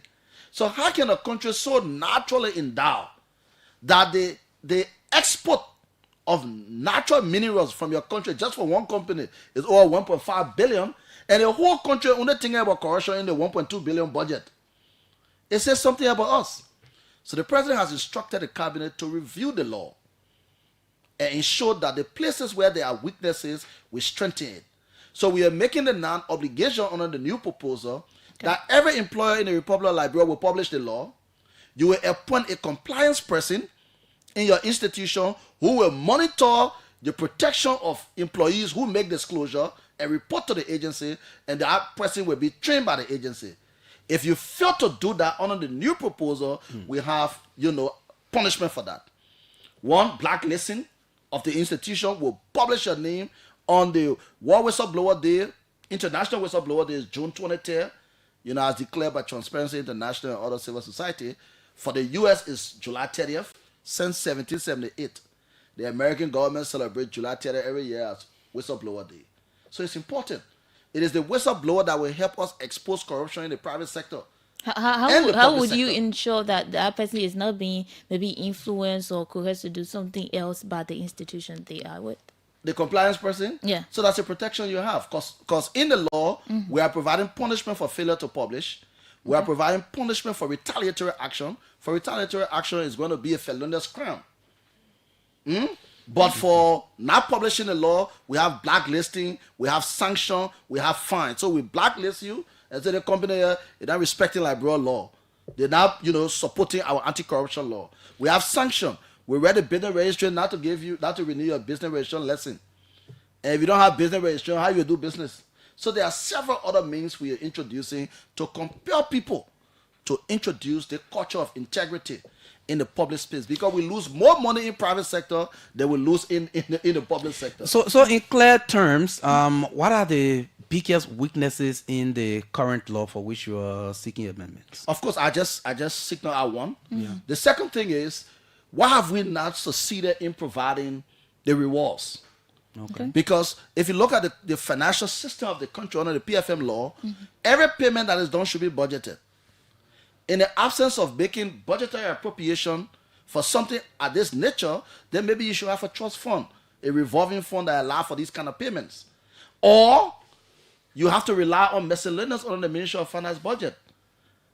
So if the payment or reward will rely on request to the Ministry of Finance, availability of voucher, then it creates that sense of insecurity. So part of the amendment, we are looking at possibility of having a trust fund. We'll have a designated percentage of, up to $1 million invested annually, budgeted invested annually. And we're pushing, to have an incremental 1 cent on petroleum product that will go to that account. So it's always funded to ensure that people who make disclosure to protect natural resources, increase the budgetary space, get rewarded and rewarded in time. So these are some of the things we are trying to amend. Now let's talk about some of the specific protections that you offer as the Witness Protection Agency to a witness. Truth be told, you just have to come and be with me at the office because you are point on. So in terms of what we talk about the protection system, I will try to take my time to explain that. So the protection system first talks about the legal and regulatory framework. Okay. Are there laws for protection? Because for you to protect, there must be law compelling you to do that. Okay. So under the system, the first thing is the law. Yes, we say there's law. We have the whistleblower law. We have the witness protection law. So there's law requiring protection of these people. Then the second thing is protection measure or mechanism, as you've asked. What are the protection measures? What are the protection mechanisms? So the first protection measure is physical protection. If somebody wants to provide information, but they are afraid for their safety, you must provide physical protection based on the threat level. So, yes, what do we do? Sometimes we deploy security people to support you. Okay. That's the soft area. So we may not have to take you from where you are based on your threat level. You can be there, but we can have some clean clothes people provide you that support. That's physical security. That's the first thing. The second thing we can do, if you were to give testimony on our law, the Supreme Court has ruled in a few cases, and they've permitted video testimony. So instead of you physically coming to court, we can make application for you to provide a testimony through video link. That is allowed. Okay. Or we allow you provide your testimony using the voice distortion. So you Fatu, when you turn on, people who can listen to you every day, they do that Fatu. But they are Fatu voice. Sometimes you can listen to the RCC cases, the person talking, but you see distortion in the voice. So it's difficult for you to realize who actually giving that testimony. So you will hear the testimony, but you cannot easily determine who's giving that testimony. These are all our requirement. And these are things we're practicalizing. And not we need to talk in theory. So that's the first aspect. The second aspect is identity protection. Okay. So you come, you give our information, and then somebody blow your cover. Oh, that Fatu provided the information. Only Fatu knew about it. Then, anywhere you get your passport and post it Fatu Kamara, then a problem. As a government, who can get national identity in our government? So our institution will make application to the requisite entity, like Foreign Affairs. We say, they woman, this protectee is Fatu Kamara. Okay. But because of the information she gave the state for which we are doing ABC, we'll work with you. We want you to call her Jonah Kamara or Jonah something else. So we'll get you legal passport. Okay, we'll find yeah. We'll get you legal passport. We'll get Joanna say no problem. Yeah. We'll get you legal passport. We'll get you legal national ID card. Okay. So you Fatu Kamara, you're going now, but you're operating under that name for the sake of your protection. So we call that identity protection. Then we've hired some professionals in psychosocial training. Because even our officers, the protection officer we deploy to people, we have a couple of cases now we are monitoring. This is a very, very stressful work. Especially when you're in high profile cases. You know, people feel that even you, the protection officer, you can be scared when you go to your own house. So that's the kind of situation. So you realize there's so much stress. So we have our psychosocial counselor who we deploy to our protectees to keep talking to them. It's a requirement on our program. Then we have the legal assistance. Because the thing I come to our and me we have to explain what the law says. We call that legal assistance. No, it will not put you in trouble. These are the, protection under the law. We have to explain that. Then lastly, we have the relocation. Okay. It could be temporary. So we do have what the people can call safe home. You see some people writing on Facebook, oh, government should have safe home. Safe home not play with the campo on billboard to advertise. But we have several safe homes. Okay. So we take you from your home, we put you in our facility because certain cases, if you remain in your house, besides other people coming to harm you, even the community people, depending on the nature of the case, they could come with more violence. So we can't keep you in your house. In that case, we move you to safe home for your own protection. So we have several of these protectives. Does that extend to family members of the witness or the whistleblower? Truth be told, the law says we should do that based on the threat, but currently we do not have that capacity. Maybe in the future, you see, we have to be realistic. The law says based upon the threat level, we should provide support for family. We have not done it. Most of the protectives we have not extended to family members. In the future, when the trust fund is established and government make more investment, maybe we will move into that. But it's a legal requirement. Okay. Are we at a point where the agency is actually protecting whistleblowers and witnesses? Of course. Currently? Of course. How many? So far, in the last report, we had cases of 8 whistleblowers. And so you see, the thing is, we get more cases, but some are not real whistleblower cases. So somebody sent something to us and they were dismissed. So if you dismiss for whatever administrative reason, we get CSE. If you're a civil servant, we get Ministry of Labor. So we have whistleblower cases that we believe will lead to prosecution 6. But we have more than 10. We started in the last 7, more than 30 complaints. But you have to be able to interrogate the complaint and see whether it fits in what the whistleblower information is. Or then sometimes we do referral. So if you get dismissed for ABC reason, these are the remedy. First, read the CSA, go through the grievance process, all that thing. Already Ministry of Labor, so we provide these kind of guidance. But cases that are real whistleblower related to corruption, we have 6. In terms of protection of witnesses, as of now, we had 12, but just yesterday we got additional 4. With partnership with the security institution, now we just did a hybrid partnership with the NSA, who we all know is a supreme state institution. They've been helping us because the people we are training as protection officers, they are new. So we have to rest on a state security force that is respected, trustworthy, and if you were to ask Liberians, open a phone landline in terms of the credibility of the NSA, you get 9 out of 10. So we have the support of the NSA to help us in our hybrid program. So we do have active protectees in the program currently. Have there been time where a witness go maybe in the middle of a case and decide, no, I can't make continue. Yeah. Of course, but you're going to have that from time to time. You know what I mean? Somebody tell you from your house sometimes, based on the nature of your case, and you don't. The truth is, we don't make it uncomfortable, but it is not comfortable for anybody to leave their home for a period when a case is happening and you have limited access. Of course, nobody can visit you at a safe home. So, because it's a place that's not supposed to be known publicly. Once you expose the cover, then people there are not safe any longer. Because if the essence of taking you there was to prevent, people from accessing you, and we make that place to be publicly known, then what the essence anyway. But we do find soft spot to be able to get people to talk to you. Some other people are monitored from their home, like I said. Not everybody will move to the safe home. We are looking in the future to see how we use technology. So, for instance, based on your threat level, it has not reached a stage where people will harm you at home. Few of the cases we had, some of the things we are looking at doing is possibility of deploying, with their permission, CCTV. Okay. So that we help them with 24/7 monitor. Camera alone is a strong form of security.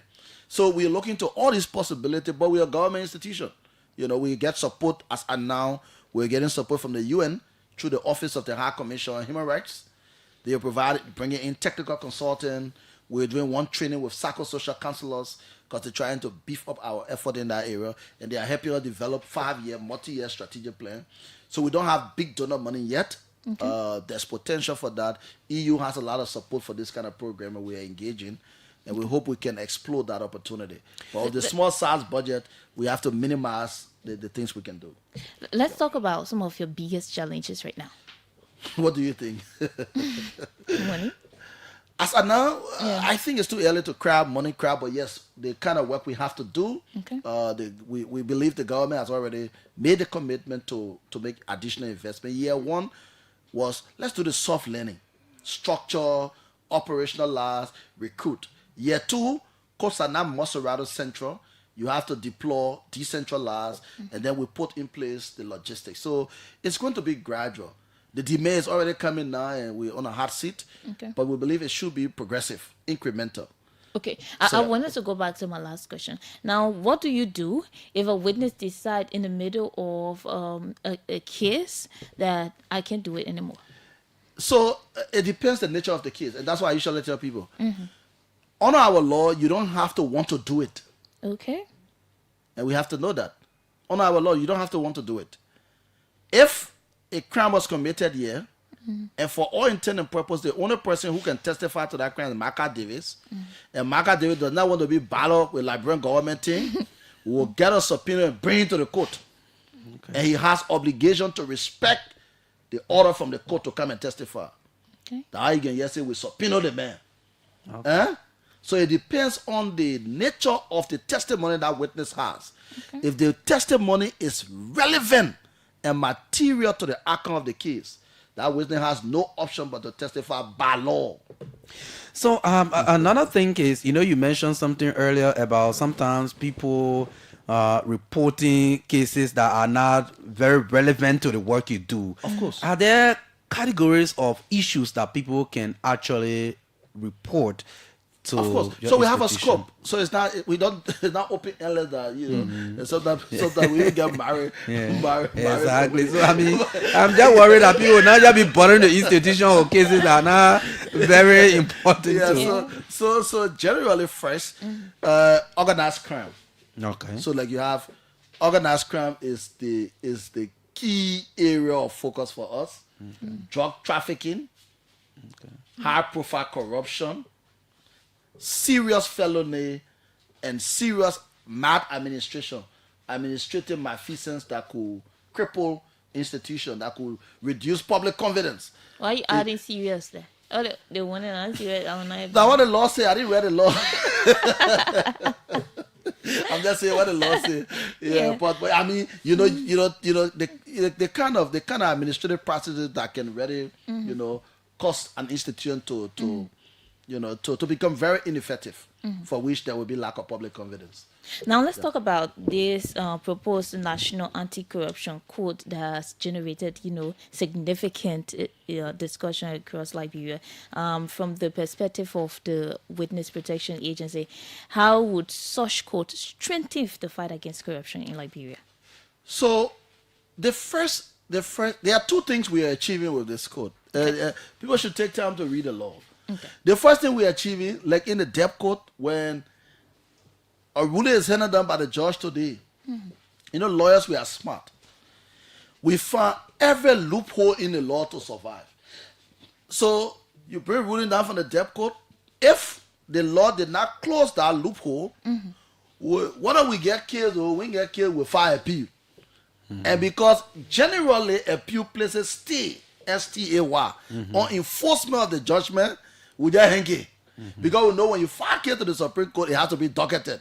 Then we buy time to frustrate enforcement. It's a bad practice, but sometimes people do it to give their clients, some window to adjust to the reality of the judgment. So this National Anti-Corruption Code say that trick will not work. When there's a judgment against you for corruption, you start paying immediately. You want to appeal wherever, that one is your business. But you will pay. That's a good news. The second good news is the thing about the statute of limitation for corruption.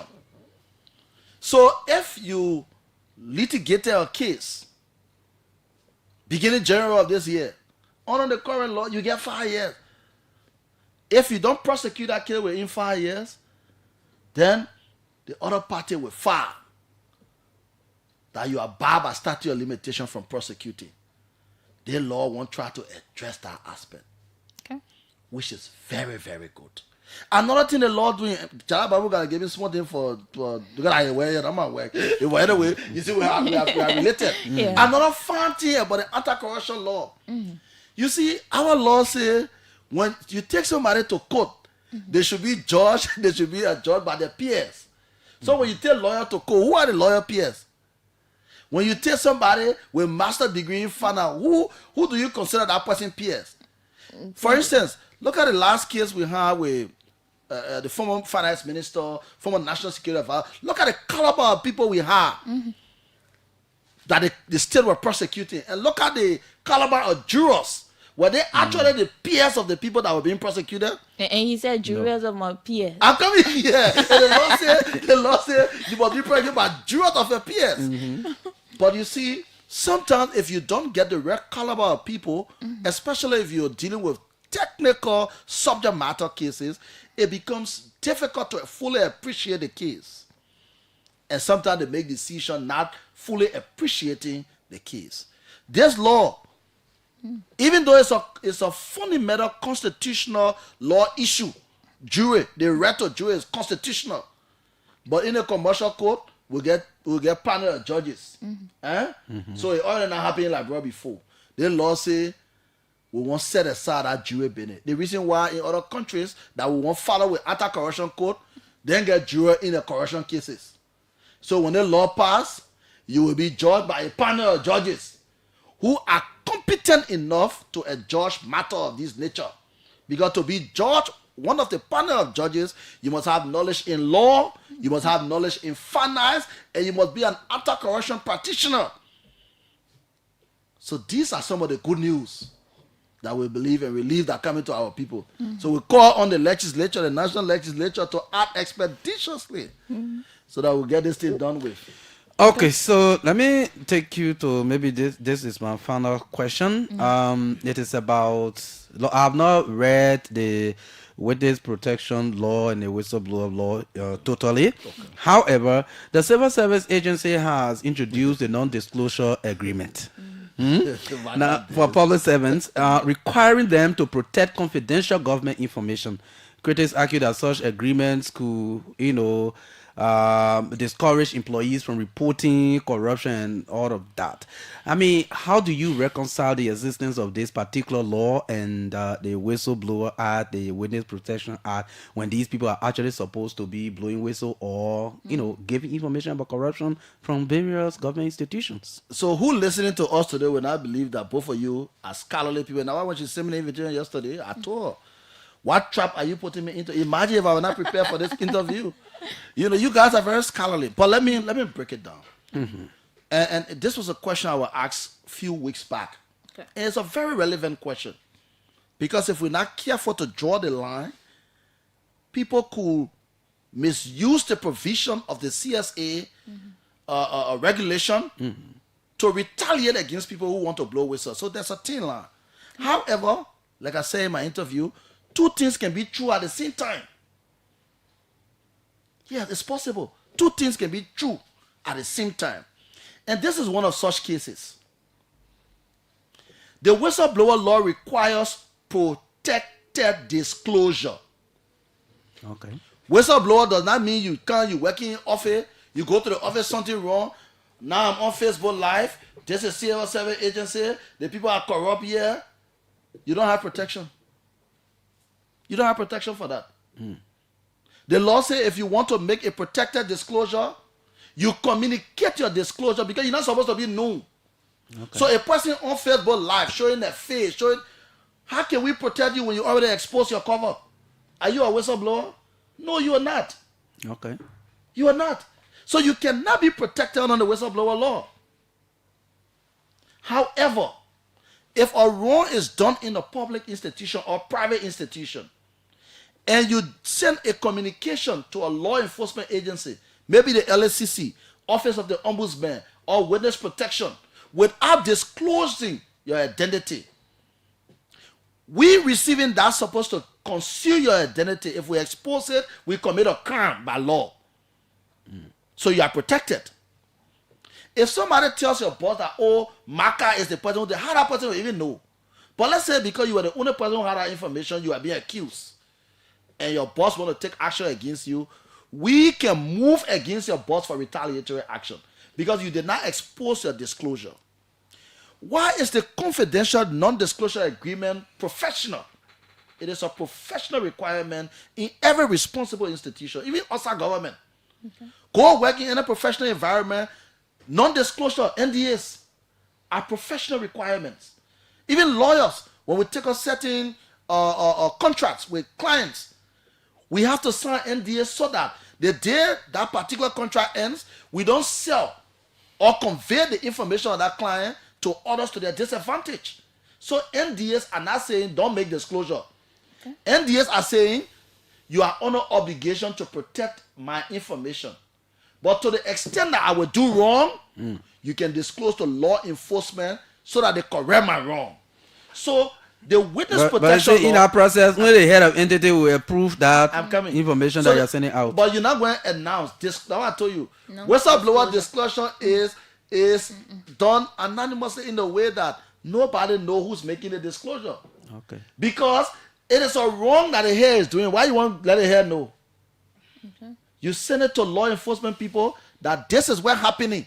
How your boss will know you did it? It's supposed to be secret. It's supposed to be confidential. Okay. You understand the point? So we are saying from the Witness Protection Agency, these are complementary agreements. You make a non-disclosure that require you only to, if you must make a formal disclosure of information, you use the channels. If you want to make disclosure about wrong, use the protected disclosure clause so that don't tell anybody I'm going to win the protection. Then you already compromise yourself. Okay. Then you don't whistle because the person you're telling will be the person that go tell your boss. So whistleblowers are not people who show themselves. They are not breaking news. Okay. When you become breaking news, then you don't have whistleblower protection. Okay, so before we go to the lines, how can a person report a case, and how long does your protection last? So thank you. That's a very key question. You've been reading on the entity. So we have 3 stages. Yeah, she did a lot of research. We have 3 stages. So you have the pre-hearing and investigation stage. So some big people, they say, oh, when the protection can get involved until we go to court. No, not true. The law said there are 3 stages. Okay. If witness protection wait for you to go to court before we protect witness, who will cooperate with the justice system? So the first stage is investigation and pre-hearing.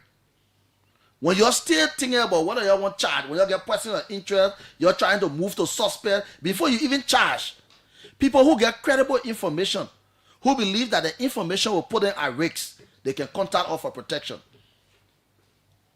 Sometimes people are not very involved with the act, but they're afraid that when people get to know of their participation by any means, they will harm them. So investigation and pre-hearing is the first stage. The second stage is trial. Because, after investigation and pre-hearing, you charge the suspect, you go and get indictment, arraign the suspect, get indictment, and then you move to full trial. So at the trial stage. And the last stage is post-trials. There are some cases when you go, you testify, you are a target for life. We have some Liberians who testify in international, at the RCC. Up to today, some of them are living in fear. So some cases will require for us to provide you support even after trial. So we do have these 3 stages for which we collaborate with you. At the investigation and pre-hearing, we operate with you not mostly as a witness. We look at you from the angle of cooperating person. And because sometimes some people who may come a witness are the real doer. Yeah. So we look at your threat level, even if you were involved in the act. And your testimony is relevant to the case. And if we leave you vulnerable, somebody could harm you with government. When they call your name, any major case, somebody harm you, say that government won't harm you, so they take the person. So we got to be cautious how we do it. So in that case, we work with you, we support you, so that you go through the investigation. Even in the event you are charged, but we look at your participation is not very major compared to the others.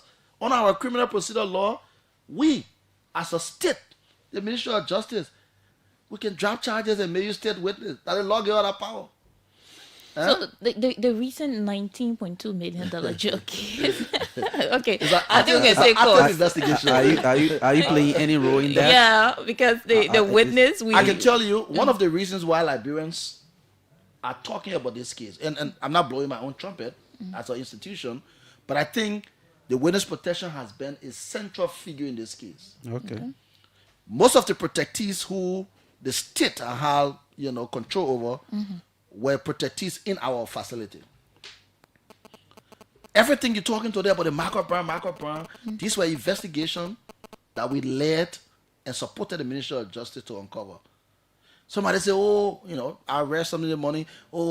Have voted no confidence in the Minister of Justice. The Minister of Justice is in Monrovia as a central office. There are 15 county attorneys in 15 counties. You have prison facilities all there. You are monitoring that complex body of people. Some of the people who have no authority proceeded to write without authorization for the release of people who were involved into drug importation and trafficking. And because of the very whistleblower information, the Witness Protection got this information. We officially communicated with the Minister of Justice. We got the file. And everything you hear about Marka Brown today is this institution first, thanks to the whistleblower who we cannot disclose. Okay. How important whistleblower program is. Okay. And there are more we are getting, and more names will come out, and more people will be charged for what we know. Okay, so let's now go to the line and interact with our listeners. If you're just joining us or following the show, we are having conversation with the head of the Witness Protection Agency, Tiklo Maxwell Grisby II, is our guest here this morning. Let's take the first caller right here. Call on 0777 700 995 0555 995 995. Good morning. Yeah, good morning. How you doing? Yes, we are good. Go ahead. Okay, let me tell your studio guests, thank you so much for the exposés. I want to appreciate him for the work you do. My name is Okesa Bise. I'm calling from Johnsonville. Yeah, we had a case, and we actually want to see him so we can discuss with him. We had a major case. Okay, so maybe you have to find the office. Oh, Yeah, we already okay. sent a complaint, but we Okay, can't they will because send. he's busy. Okay, they will send you contact details. Thank you. Thank you. All right. Good morning. Yeah, good morning. Good morning. Go ahead. Yeah, Marka, good morning. Yeah, I'm Isaac calling from sorry. Your line is bad, oh. Um, Your line is bad. We're not getting you. yeah, I'm Isaac calling from the estate. Okay, go ahead. Yeah, I will listen to your protest or talking or the waste of your eyes. And so before you start out, I know you talking about and know what government are doing pertaining or about those who they know the cure and bad government things.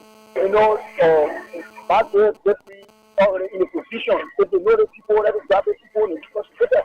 But all the time I'm trying to show them this obviously issue that somebody for Ghana in the water and see. Okay, now we can't find anything government I can say every funny guy in jail then. But every time when they come to show they want to do that for politician and it was what that what is the position here? Okay. Good morning. Yeah, good morning, Marcus. Good morning to Fatu. Good morning to the ED in studio. Go ahead. Okay, I join you from the nation's capital, and this is testimony back to joining the conversation. So we want to say thanks so kindly to an institution that is established just or operational like in 7 months, 2 years in existence, for the level of work they continue to do. The fact of the matter is, Max Well Crispy is a character that you can depend on to stay on the affairs, and you can trust on him to do it to the core. So as we go ahead, well, the last question Fatu asked, and I think we all need to wait because the justice minister is an experienced person. In my mind, with him and the minister of justice, they will do the needful in bringing the book, all of those who are involved. Okay. So I want to say thanks to him and thanks to OKFN2 as well. Okay. Thank you. Let me take this one. Good morning. Good morning, Marka and Fatu, and let me say good morning to Anthony Gracie. The social on this line at the social control community. Hello? Go ahead. We're listening to you. Okay, thank you. And let me appreciate Anthony Gracie for his talking point.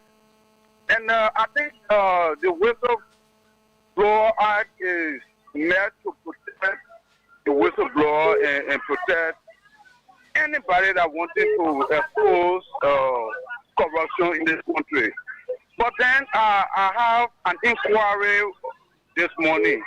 The issue with the CSA, wanting the proclamation from the CSA wanting his employee to sign a memorandum of understanding, wouldn't it come in conflict with the Whistleblower Act? Okay. Thank you. He will answer that, even though he answered that earlier. The subscriber you are trying to reach is currently on another call. Okay, let me see this one. Good morning. Good morning. Yes, go ahead. So, money do you get? I'm landed with important from the council of the capital. This is a new thing into Liberia. People will get used to it gradually because this will also help to fight corruption and also help to reduce corruption. And there's a good venture, and we thank the legislature for acting this and going to the integrity and they try to implement it.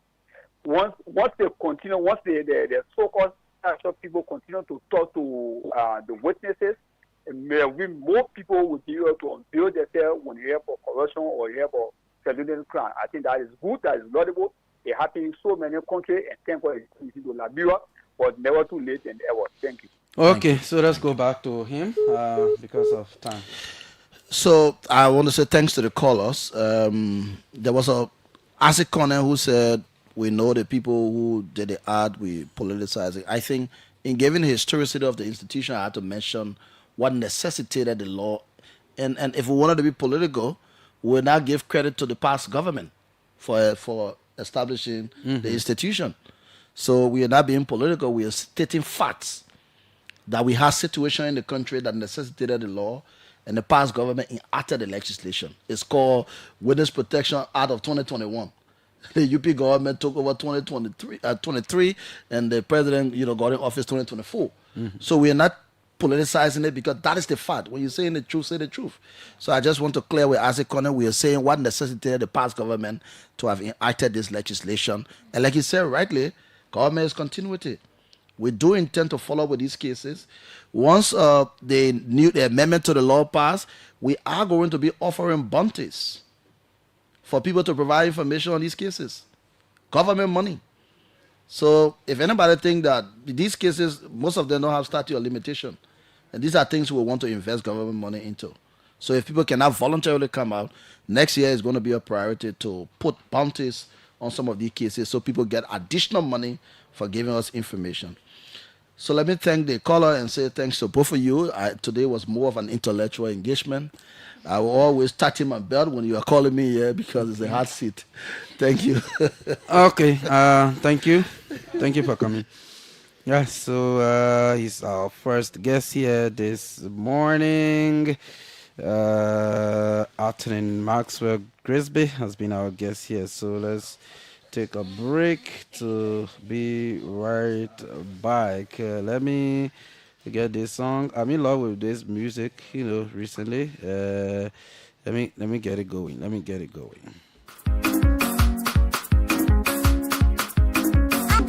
Lucky ball.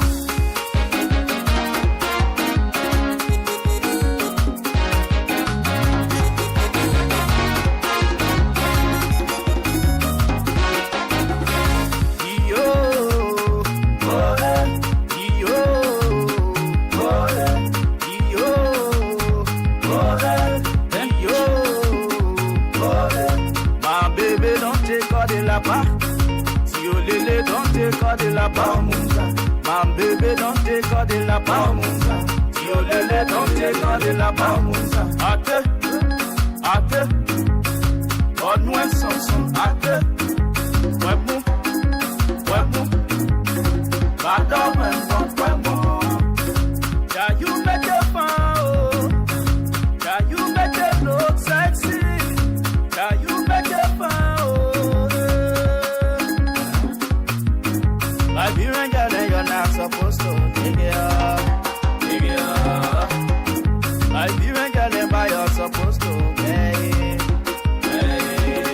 Ooh, now you can make a papa. Now you can make a papa look sexy. Now you can. Good morning, Olive Stevenson. Now you can make a papa look sexy. Is it Olive that led this song? But why is you questioning me this morning? Don't take all the lapa. Si o lele, don't take all the lapa. My baby, don't take all. Of course, it is a very beautiful Liberian song, and yes, I love it. Fatu, it's a beautiful song, and I love it. And this artist, what? Lapa is getting out of style. Yeah, I don't know why you're pushing it out of style. Yeah, I don't know why so you're this is pushing what it Dinch is encouraging us to go back to the Lapa. Exactly. That's why I'm, spreading the message. Yeah, so Fatu, we always supposed to be giving update on the World Cup because this is the global event.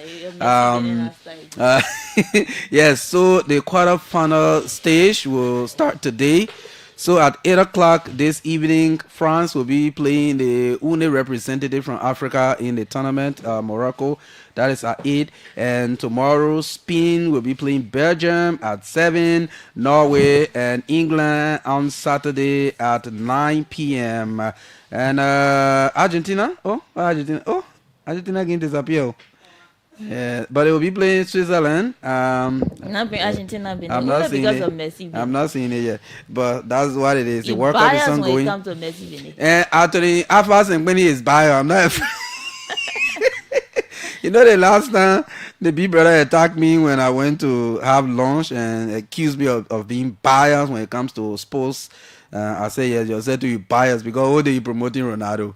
Yeah, but we are sorry. You know, sport is a kind of emotional game. That's why sometimes, and we support different teams and different people. But sometimes we provide the facts. The fact is I that don't know who Chokon is advised about. Chokon don't talk too much because his club has not really produced a world best before. Yeah, he's a supporter of Chelsea.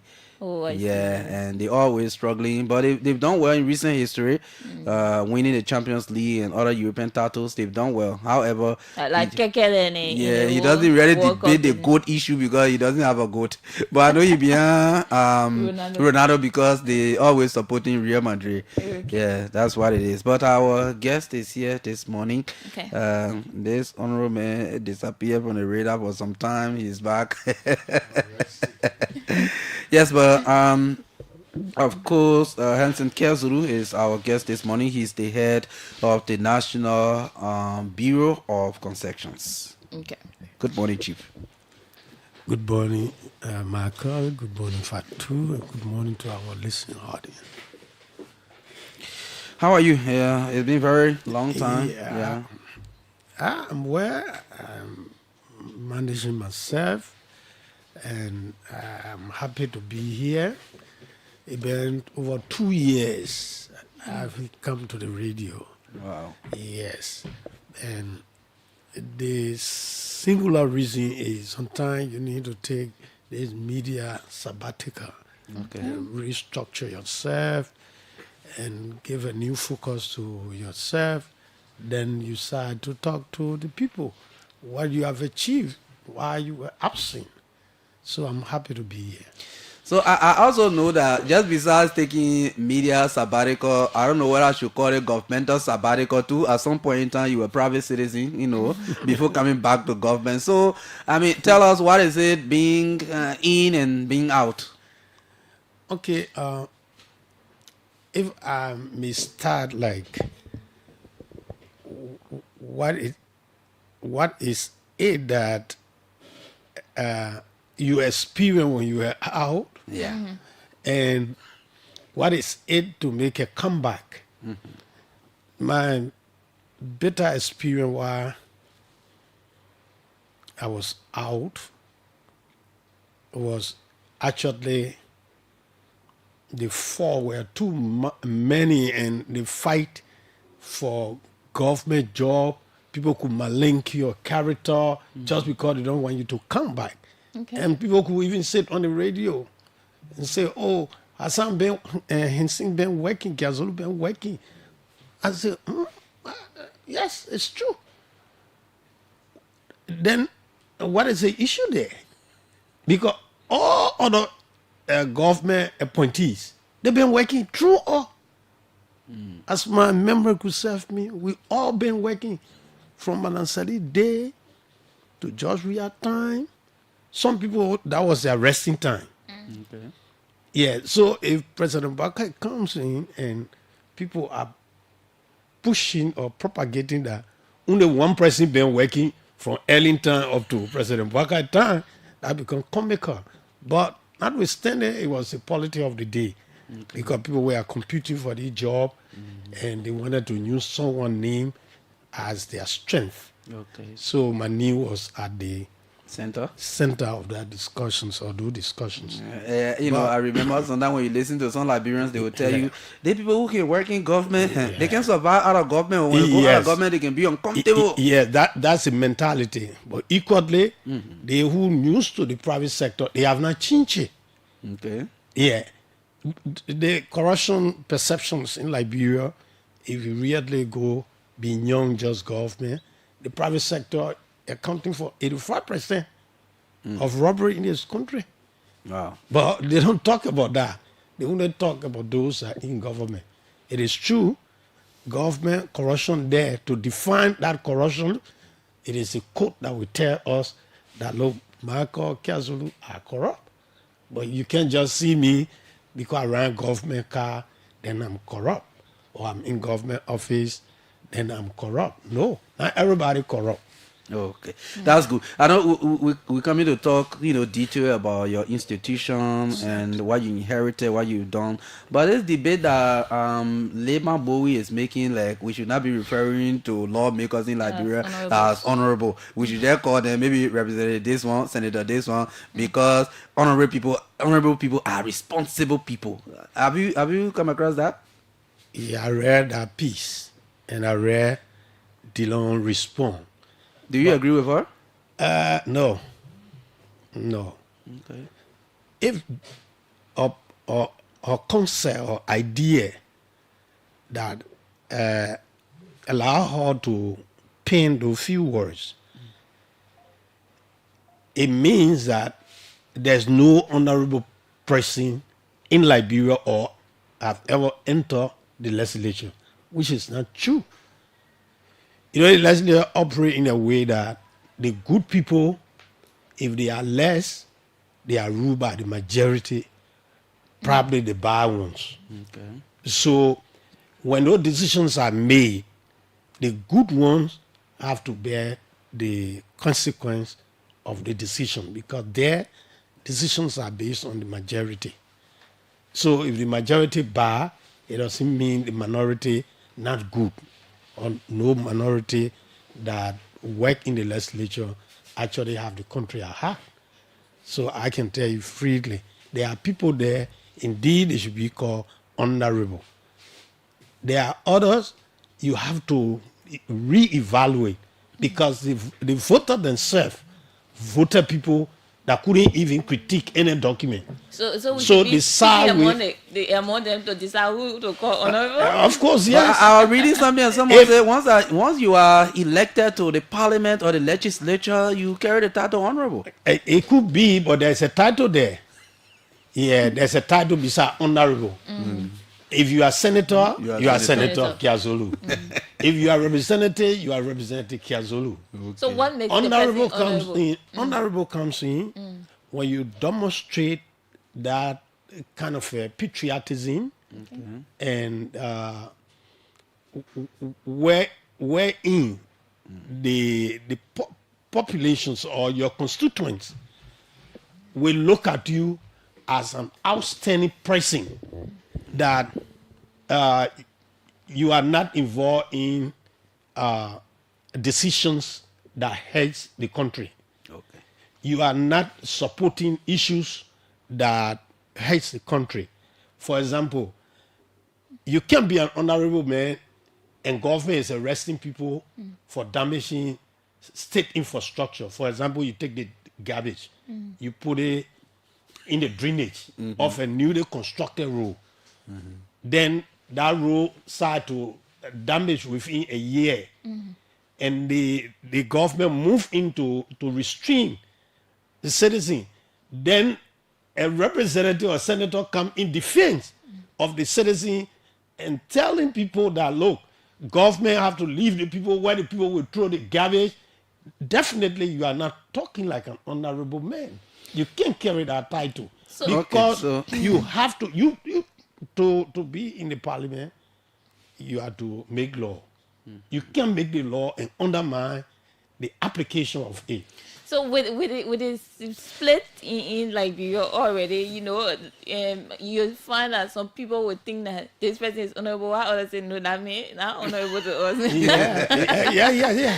So even some of the constituents, my experience when I was lawmaker for District 17, the citizen first said, that guy is now honorable. Yeah, that guy is now honorable. Not because I was doing things in Nemeka, but only because they believe that I'm from Unity Party. So what we need to absorb is, look, as long as they are elected there and they are inducted in office, they just are honorable. Okay. Look, you can even burn the trees and they can look identical, but their behavior can be far different. apart. Yeah, absolutely. But let's talk about the NBC. I know you talked over some times ago. What did you meet there? How is the institution now? Well, you may be aware that NBC have been one of those institutions that have struggled a lot. Okay. Yeah, they struggle in terms of leadership Okay. and the management of the institution. NBC have an enormous tax, but you cannot deliver on those if you don't have a reconciled, a well-coordinated institution and workforce. Okay. We are aware that NBC for the past 8 years have been chaotic, toxic environment where deputies were not working as a unit to promote the image of the institution.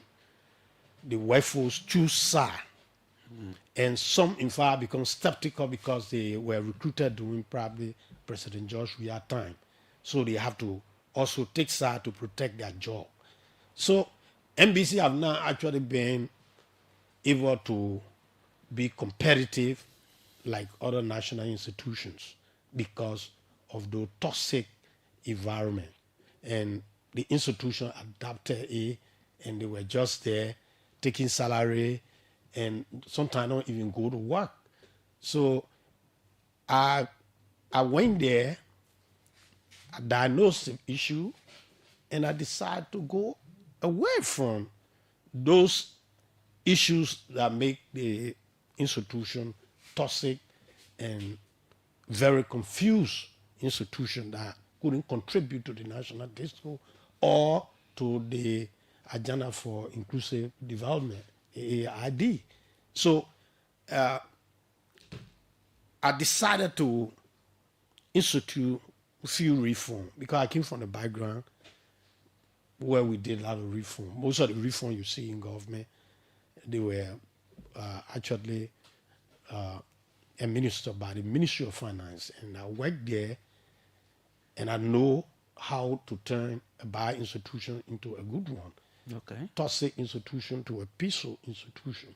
So I decided to carry on structural reform in two ways. One is internal and another external. So based on those two focal directions, we were able for the internal to reconcile the workers, bringing the deputies together to work as a team and ensure that NBC is competitive to other national institutions. Then I talked to the workers and promised that every month we have to have general staff meeting. Okay. So they will also know the decisions from the top management team, how it affects them, and how they're supposed to conduct themselves so they can contribute to the reform and make the institution. Because I told them, it makes no sense you sit at the Hatay Center or in a restaurant, Then somebody said, oh, LBS is making progress. Water and Sewer is making progress. NBC, no, NBC is not making progress. NBC like this, NBC like this. And they'll do kind of a deviant, discussion on the image of the institution you work in. So we all have to now sit. When they praising one institution, praise your institution. Then they see that you're working towards the recovery process. Definitely, NBC will go. To what percentage have you achieved that internal reconciliation? It's about 99%. Okay. Yeah. People will always have issue, but the mechanism to resolve their concern is what matters to me a lot and the team.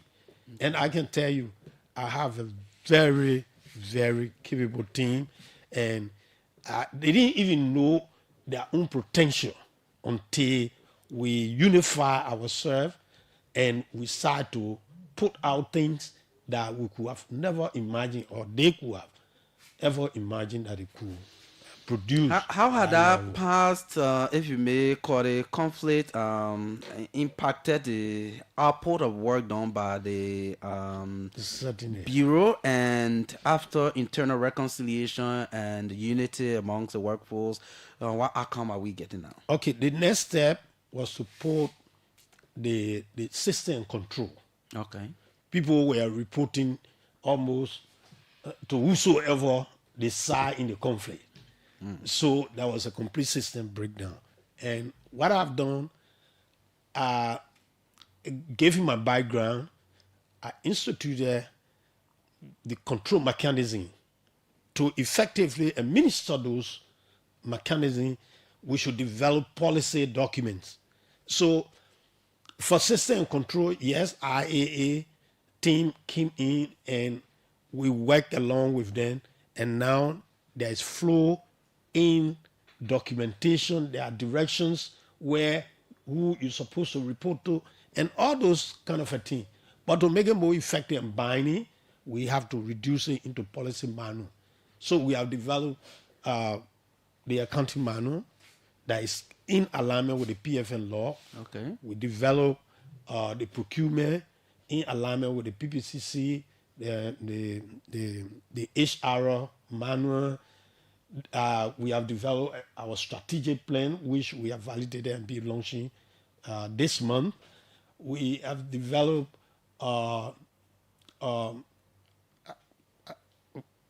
this I just slipped from my mind, boy. It's Okay. like a bond for employees. Okay. If you're working, there are certain standards beside the employee handbook.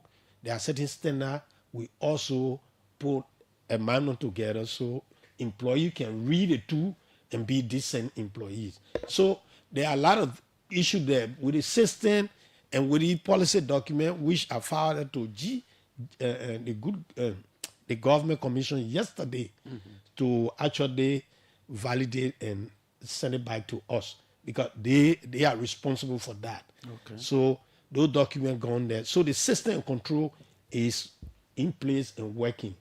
The next issue was that place where we are now. That is the headquarters that hosts the National Bureau of Construction. It really doesn't look like a national institution. Yeah. So to make the workers, the workforce, believe that they are working in an institution, I thought to relocate. And we are about 85%. We are about 85% prepared to relocate. And the new headquarters and office complex is being renovated. Thanks to Minister Gafuan, he have given his support to ensure that that institution is reformed. Because you are minister too when that institution was created. So it is his responsibility to see that the institution does not go into the mood of that function. So he gave him all the support, Amos and me. And the legislature also did some intervention. So we will be relocating within this month to a new complex, refurbished headquarters.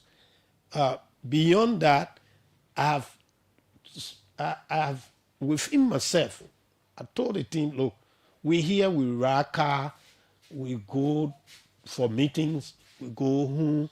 The workers don't have vehicle. You pay some of them $300, $225. Somebody live in Red Light or they live Broadway. They are making $300. They have to transport themselves, come to do your work or government work, and transport themselves to go back. How much of that money will be saving for even the family in terms of, some catastrophe? Okay. So we put in for some buses, some vehicles to commute the workers. ACI will be a technical saving to their income. Then we also are the buses here now already? It will be And here this how month. how many of them? I start with 2. Okay. We actually need 4, but we start with 2. What is available is what you use. Mini buses? Not really mini buses. They are the coastal buses. Okay. Yeah, and I think I'm happy that I could be the one to set that history for them. Then we also saw that, look, these salaries are so minimal. Beside providing buses, transportation, let's give our workers some benefit.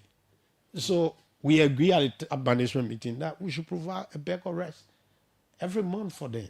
Okay. That is a saving. So the entire workforce... You take your pay along with rice? Yes. Okay. So the entire workforce and the environment is completely stabilized. And we now projecting for the external. The external reform, which is cardinal for our functions or responsibility, is the compliance review of the concessions. You know, there are a lot of clamoring all around. The concessions are not doing well. The concessions were Booker. You know, the legislature passed Booker. So, for me, it can be Booker, but if the legislature can give support to the National Bureau of Concessions, and we recruit the right talent, and we start to review the compliance level of the concession. If you don't comply, we go to the president, because we report to the president, the legislature. We tell them that there's a breach in the concession agreement. SI can bring it back for review because you're supposed to comply. So if you are not compliant and we discover it, definitely the president should take action or the legislature should take action, because some of the concessions are not really in the interest of the states. For example, the few are dead, they are antiquated. They benefit billions from here, and they have not even given up to 2 million. So, as per the institution's function, you're supposed to be monitoring their compliance and reporting. Tell us about reporting. Yeah, we conduct compliance, and the compliance is in a context. Those agreements that were signed, they are obligatory content that concessionaire have to observe and deliver to. If we go out, in fact, there where our responsibility comes in. If we go out to review your compliance to the obligations, and we discover that you are reneged on those responsibilities, it's a breach. Okay. And the only thing, the act that created NBC did not give power to NBC to penalize if there is a breach. Okay. Yeah. So we only go find and tell the president we find that he may he's not doing well. We found that this other guy is not doing well. We don't. But do you think that act needs to be amended? Yeah. We're going to pursue that. Okay? We're going to pursue that. You won't even believe it. Almost every institution go to monitor these people. It's unfair to them too. Why we hold them accountable, but there's a national institution created to ensure compliance to the agreement. Okay. You mean overlapping functions? Yeah. They've been complaining, and we've been trying to coordinate, but most institutions don't want to. Because Liberia is such that if I'm sitting at the NBC, I want all the power. When I move from NBC, I go to another place where they were telling me, no, Kiazolu, the power belongs to land authority, but I ascribe it to myself because I'm powerful. I have powerful friends in government.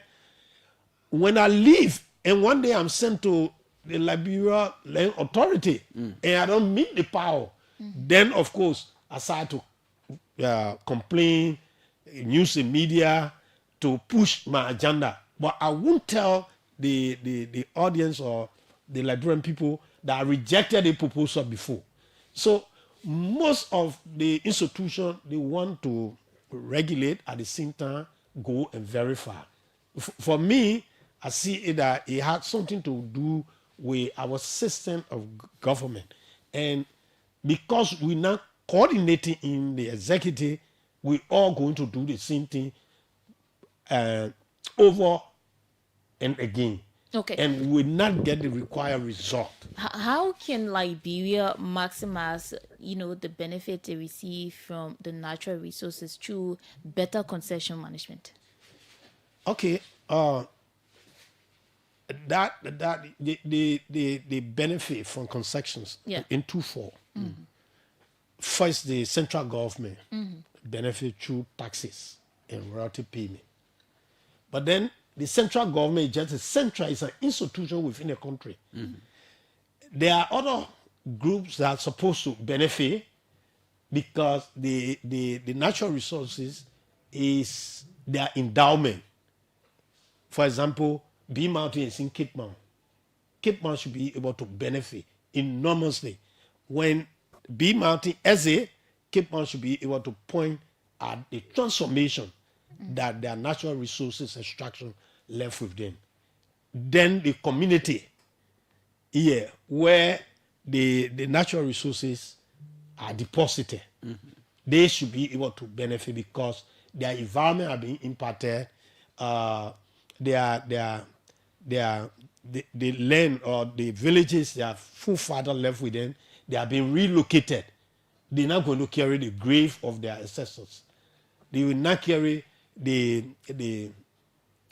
those gardener products that they planted in their villages. They're not going to take them away. So all will be destroyed. And now what can make them to know those things were not destroyed in vain is for them to benefit enormously. Infrastructure, in terms of school, in terms of healthcare, in terms of sanitation, those things and road infrastructure. Those things can make them actually not to remember the past. But if we are not holding the concessions accountable to meet up with those obligations to the country, to the county, to the communities, definitely there will always be spontaneous protests and complaint all around the place. It is based on that neglect. The Liberian populace can refer to concession as Booker. Okay. Yes. And I was telling you, we just completed concession review of LAC, the Maryland Pan Oil Company, and CRC, Cavada Rubber Company. Those laws shouldn't be here again. So we completed those reports. The reports on the way to the president and the legislature and the vice president office and NIC and justice. Those concessions should be reviewed or renegotiated. Are these reports coming with recommendations?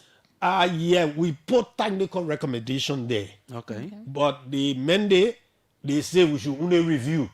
That's how porous the act was written. So, in my own judgment, after the review, what we think can happen.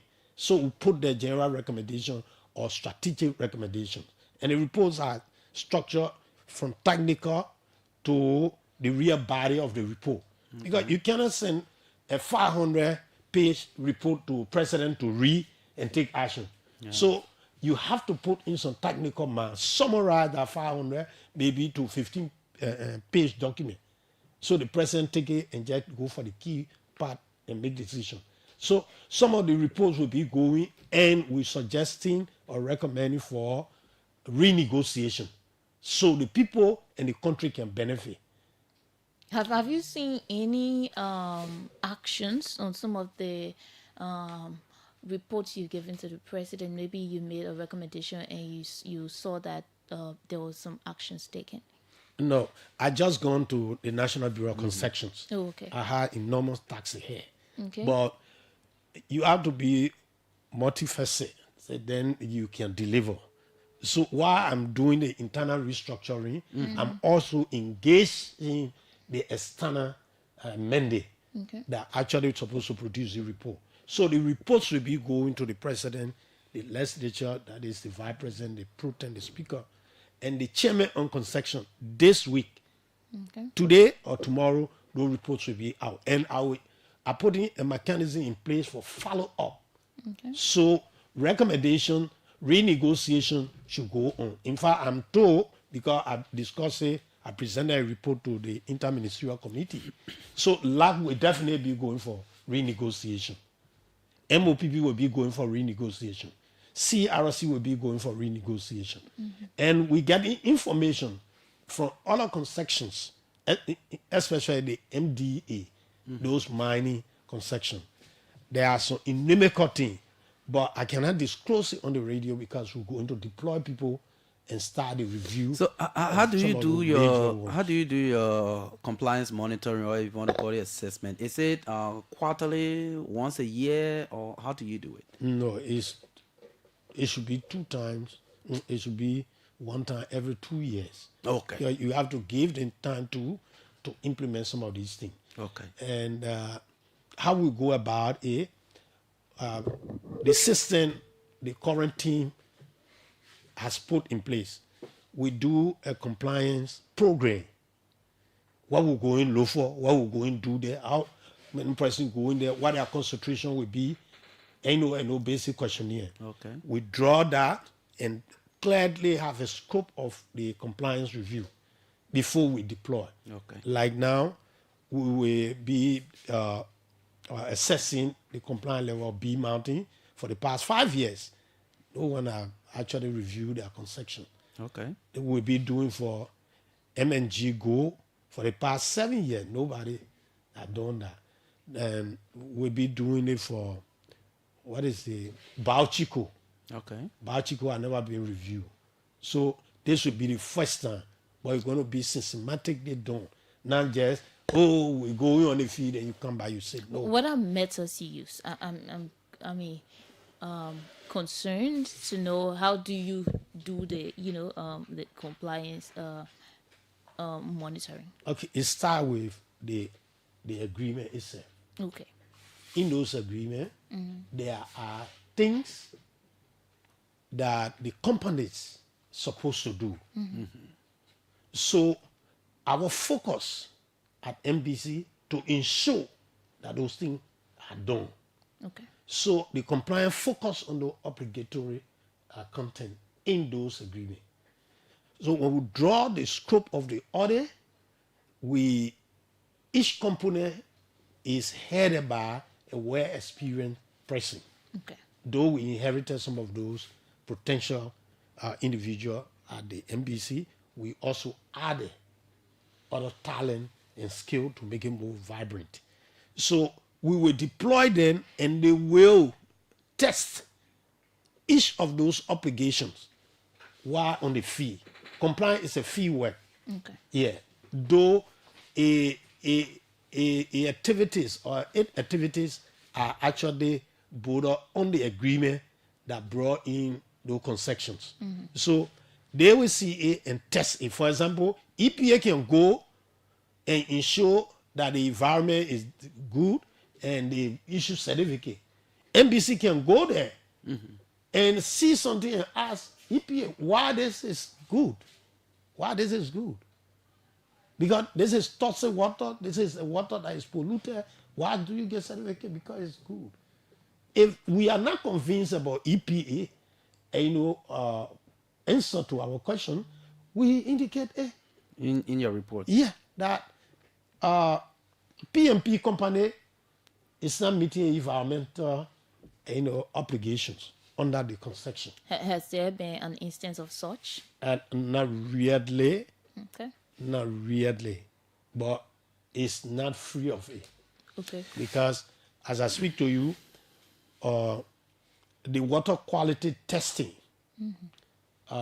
Meters T and NBC, we have not agreed yet. Okay. And they have certificate from EPA that their environmental issues are in tight and control. But NBC, one thing stand out, the community reported that their water has some issue. Okay. So we asked Mr. to conduct water quality tests.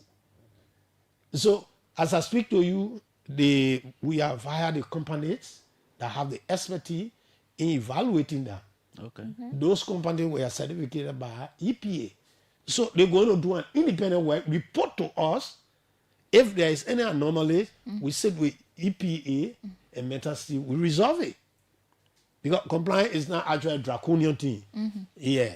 Unless it is consistent, then people can move in that, look, this man is deliberately tampering with the agreement.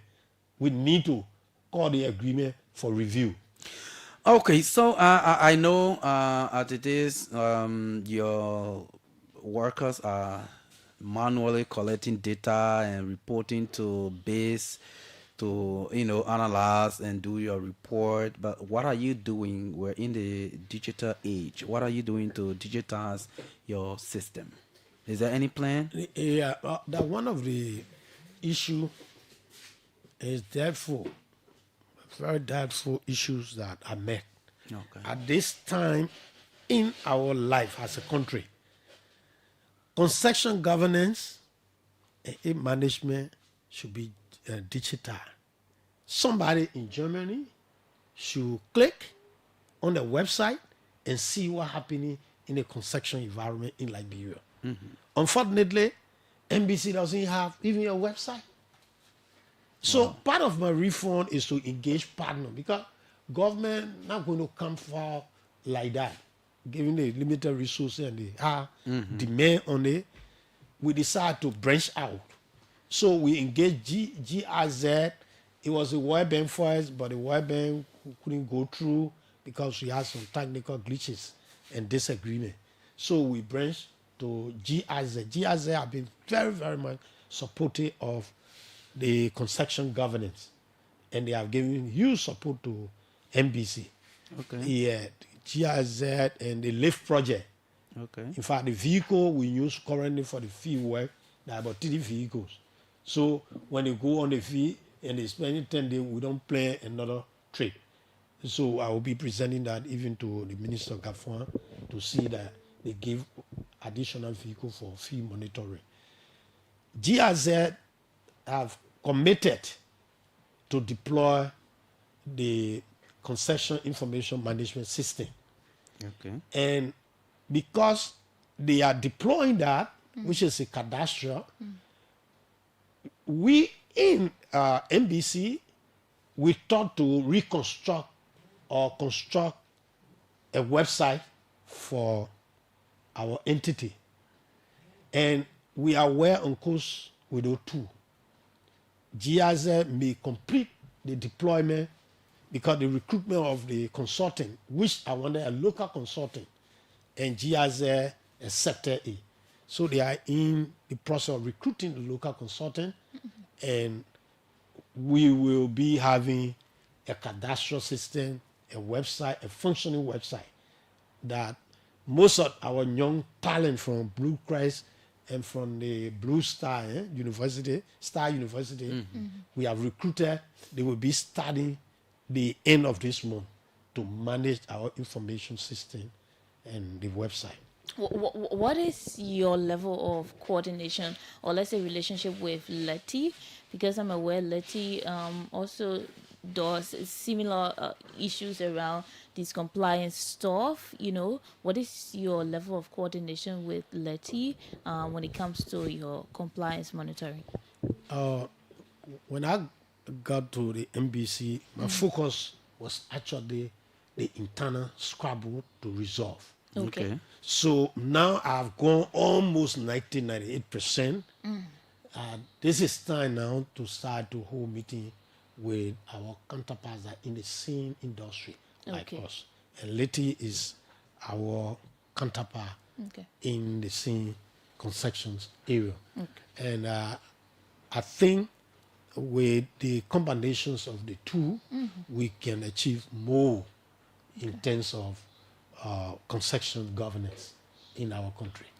Is the National Bureau of Concession truly independent enough to hold powerful multinational companies accountable? I just told you here, the institution was created through an act of the legislature. And the act has some weaknesses. Okay. For example, I will see you violate, I will only write that Marcus has violated his environmental obligation, his community obligation, and his revenue contribution obligation. I move from there. Nothing else I can do. And because that strength is not being given, most of the concessions, they just violate and they go with impunity. But my president, you can't violate and go with impunity. I'm going to look for a way around it. One of those ways are to amend certain key components or sections in the agreement to give NBC the teeth to bite. And NBC shouldn't be running to Ministry of Finance for money. People pay concession fee. We should get a portion of that concession fee like the Bureau of State Enterprise, like the regulatory arm of local. We should be able to get portion to enable to do effective concession management. Instead, we just sit and wait on government. The second aspect, myself, we manipulate. The Ministry of Justice is a legal arm of the executive. So if you violating an agreement, I go to the Ministry of Justice. I say the people, this is an agreement. And they are not meeting up with their obligation. So I have come so you can call them to board and make sure the legislature renegotiate their agreement. Those one then can be done outside of the act through coordination. Okay, so if you're just joining us, you're listening to the OK Morning Rush here on OKFM 99.5. Our guest this morning is Vincent Kiazulu. He's the head of the National Bureau of Concessions, and we are talking about some of the work they are doing there. I know he's been out for out of the media space for some time, so we thought to bring him here to talk about some of the issues they are solving there. Interministerial coordination. How effective is the Interministerial Concession Committee? Doing in terms of whether they need to give support to you in monitoring, policy advice, and all of that. The Interministerial Committee is actually a presidential mandate. Okay. To assist the National Investment Commission to evaluate concessionaires that have applied to intervene in our concession sector or to come in and establish company that will help to extract some of these mineral resources we have. So it mandate doesn't go beyond what they are asked to do. Okay. Yes, they effectively advise the president after evaluating those applications for investment, whether they are good or bad, and what is good for the country. Okay. They are the first line of people or institutions that ensure and put in those agreements what will benefit the country while the extraction going on. So they are being very, very much cooperative because NBC is part of them. And we continue to scrutinize most of the application. As I speak to you, we started the process with West Crest. The guys are going to do the Kibi Mountain. Yes. We also start discussing about the maneuver transport or traffic management, incorporation, investment, projections, and so many others are in line. And it is the work of the Interministerial Committee. Though everything in Liberia requires resources, and we appeal to national government, if we don't put resources to some of the critical institutions and we only consider 3 or 4 to be critical and put all the national budget money to them, and their problem continue every now and then, the places that are supposed to work, money come. When they break down, the money will not come. Okay. So my final question before we take calls. You've gone 90, 95, 98% of internal reconciliation and administrative structure. You are at the verge of, in the process of digitizing your services and engagement with partners and all of that. What assurance can you give Liberians that maybe a couple of months or a year from now, Liberians in concession communities will benefit from the resources of the country, and investors too will have the safe space to invest as per your work and your mandate? Okay. I won't say the benefit, how it will accrue to the community and the country, because it's an obligation there. What I can assure that concession governance and monitoring will be robust. Immediately, my relocation, I'm going very strong and ensure.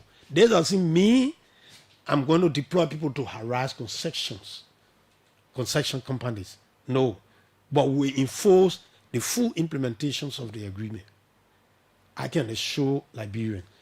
When the money come in the coffer, it left with those that distribute it to actually distribute it and ensure that the community benefit. And not actually NBC. Yeah, NBC, I will ensure whatsoever that the community is supposed to receive from the company directly, they receive it. And I'm also adding a handle that when you receive the contribution from the company through social development fund, through community development fund, we will obligate you, because it's part of the agreement, we obligate you to apply that money prudently for the benefit of the people. I review a document, people were distributing over 34 million. On civil society, 500,000. This one, 500,000. We group, 500,000. This and that. No. Although you can build institutions strong to monitor these things, but the money should go into tangibles, infrastructure that will outlive the concessions. So you cannot give the Journalist Association 200,000. What they will do, they will say, oh, we use it for our day, our party, and they finish. And that is too much of seminar and workshop taking the national budget. People should do things practically with the money. So visibly the community will see the tangible deployed by the concessions or government. So we obligate those that administer those money when the concessions company gave the money to the community, the county will ensure that they deploy the tangible that require to reflect that the concessions are making contribution.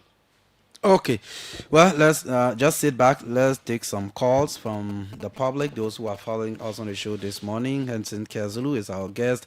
He is the Director General. Is that a title? Yeah. Yes, of the National Bureau of Concession. Here we've been talking about the work they are doing over there.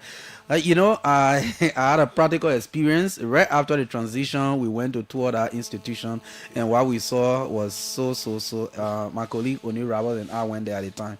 Yeah, we reported that, but I think things has changed a bit. But let's hear from the public. Good morning. Good morning.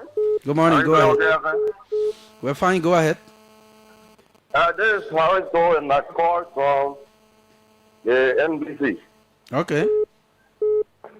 Yes, I want to thank the DG. Thank you for his explaining explanation, and I want to commend him for the work, the level of work at the level of NBC since he took over as DG for the National Bureau of Concession. Okay. Because as we all aware in Liberia, they play a very tough era. But since the intention of the DG, at least they are coming back to normal, and people in the diaspora in Liberia are getting to know that NBC exists, and he's on a very good administrator. Okay. That will ensure that NBC get back to a normal status. All right. Thank you. All right, thank You can also call 0777 700 995, 0555 995 995. Let's go for this caller right here. Good morning. Good morning. Good morning. You're live. Go ahead. And good morning to your studio guest. I'm Kepler S. Super Jr. calling from Banansi Bebehi community. Okay. And I think what they are saying, in Liberia we have good laws on the book. We go there, we read the laws, we go on the scene, and then we see the problems. But our problem here is implementation. How do we implement? And that is also bound down to corruption. Let's be fair and let us be frank. I'm not accusing a particular person, but at times the people go to the concession areas, they see the problem, and then they identify the problem. Instead of writing, they go behind the scene to get kickback. And that is not helping us. It is not helping us as a country. If we want the country to go forward, those who the president gave the authority to work in the field, I think they should be the one to do the job and make report. If the president does not act, then the blame goes to the president. But many of our workers, they kick back. We want kickback. We go behind the scene, we see the thing happening. But how are we implementing, how are we enforcing the laws?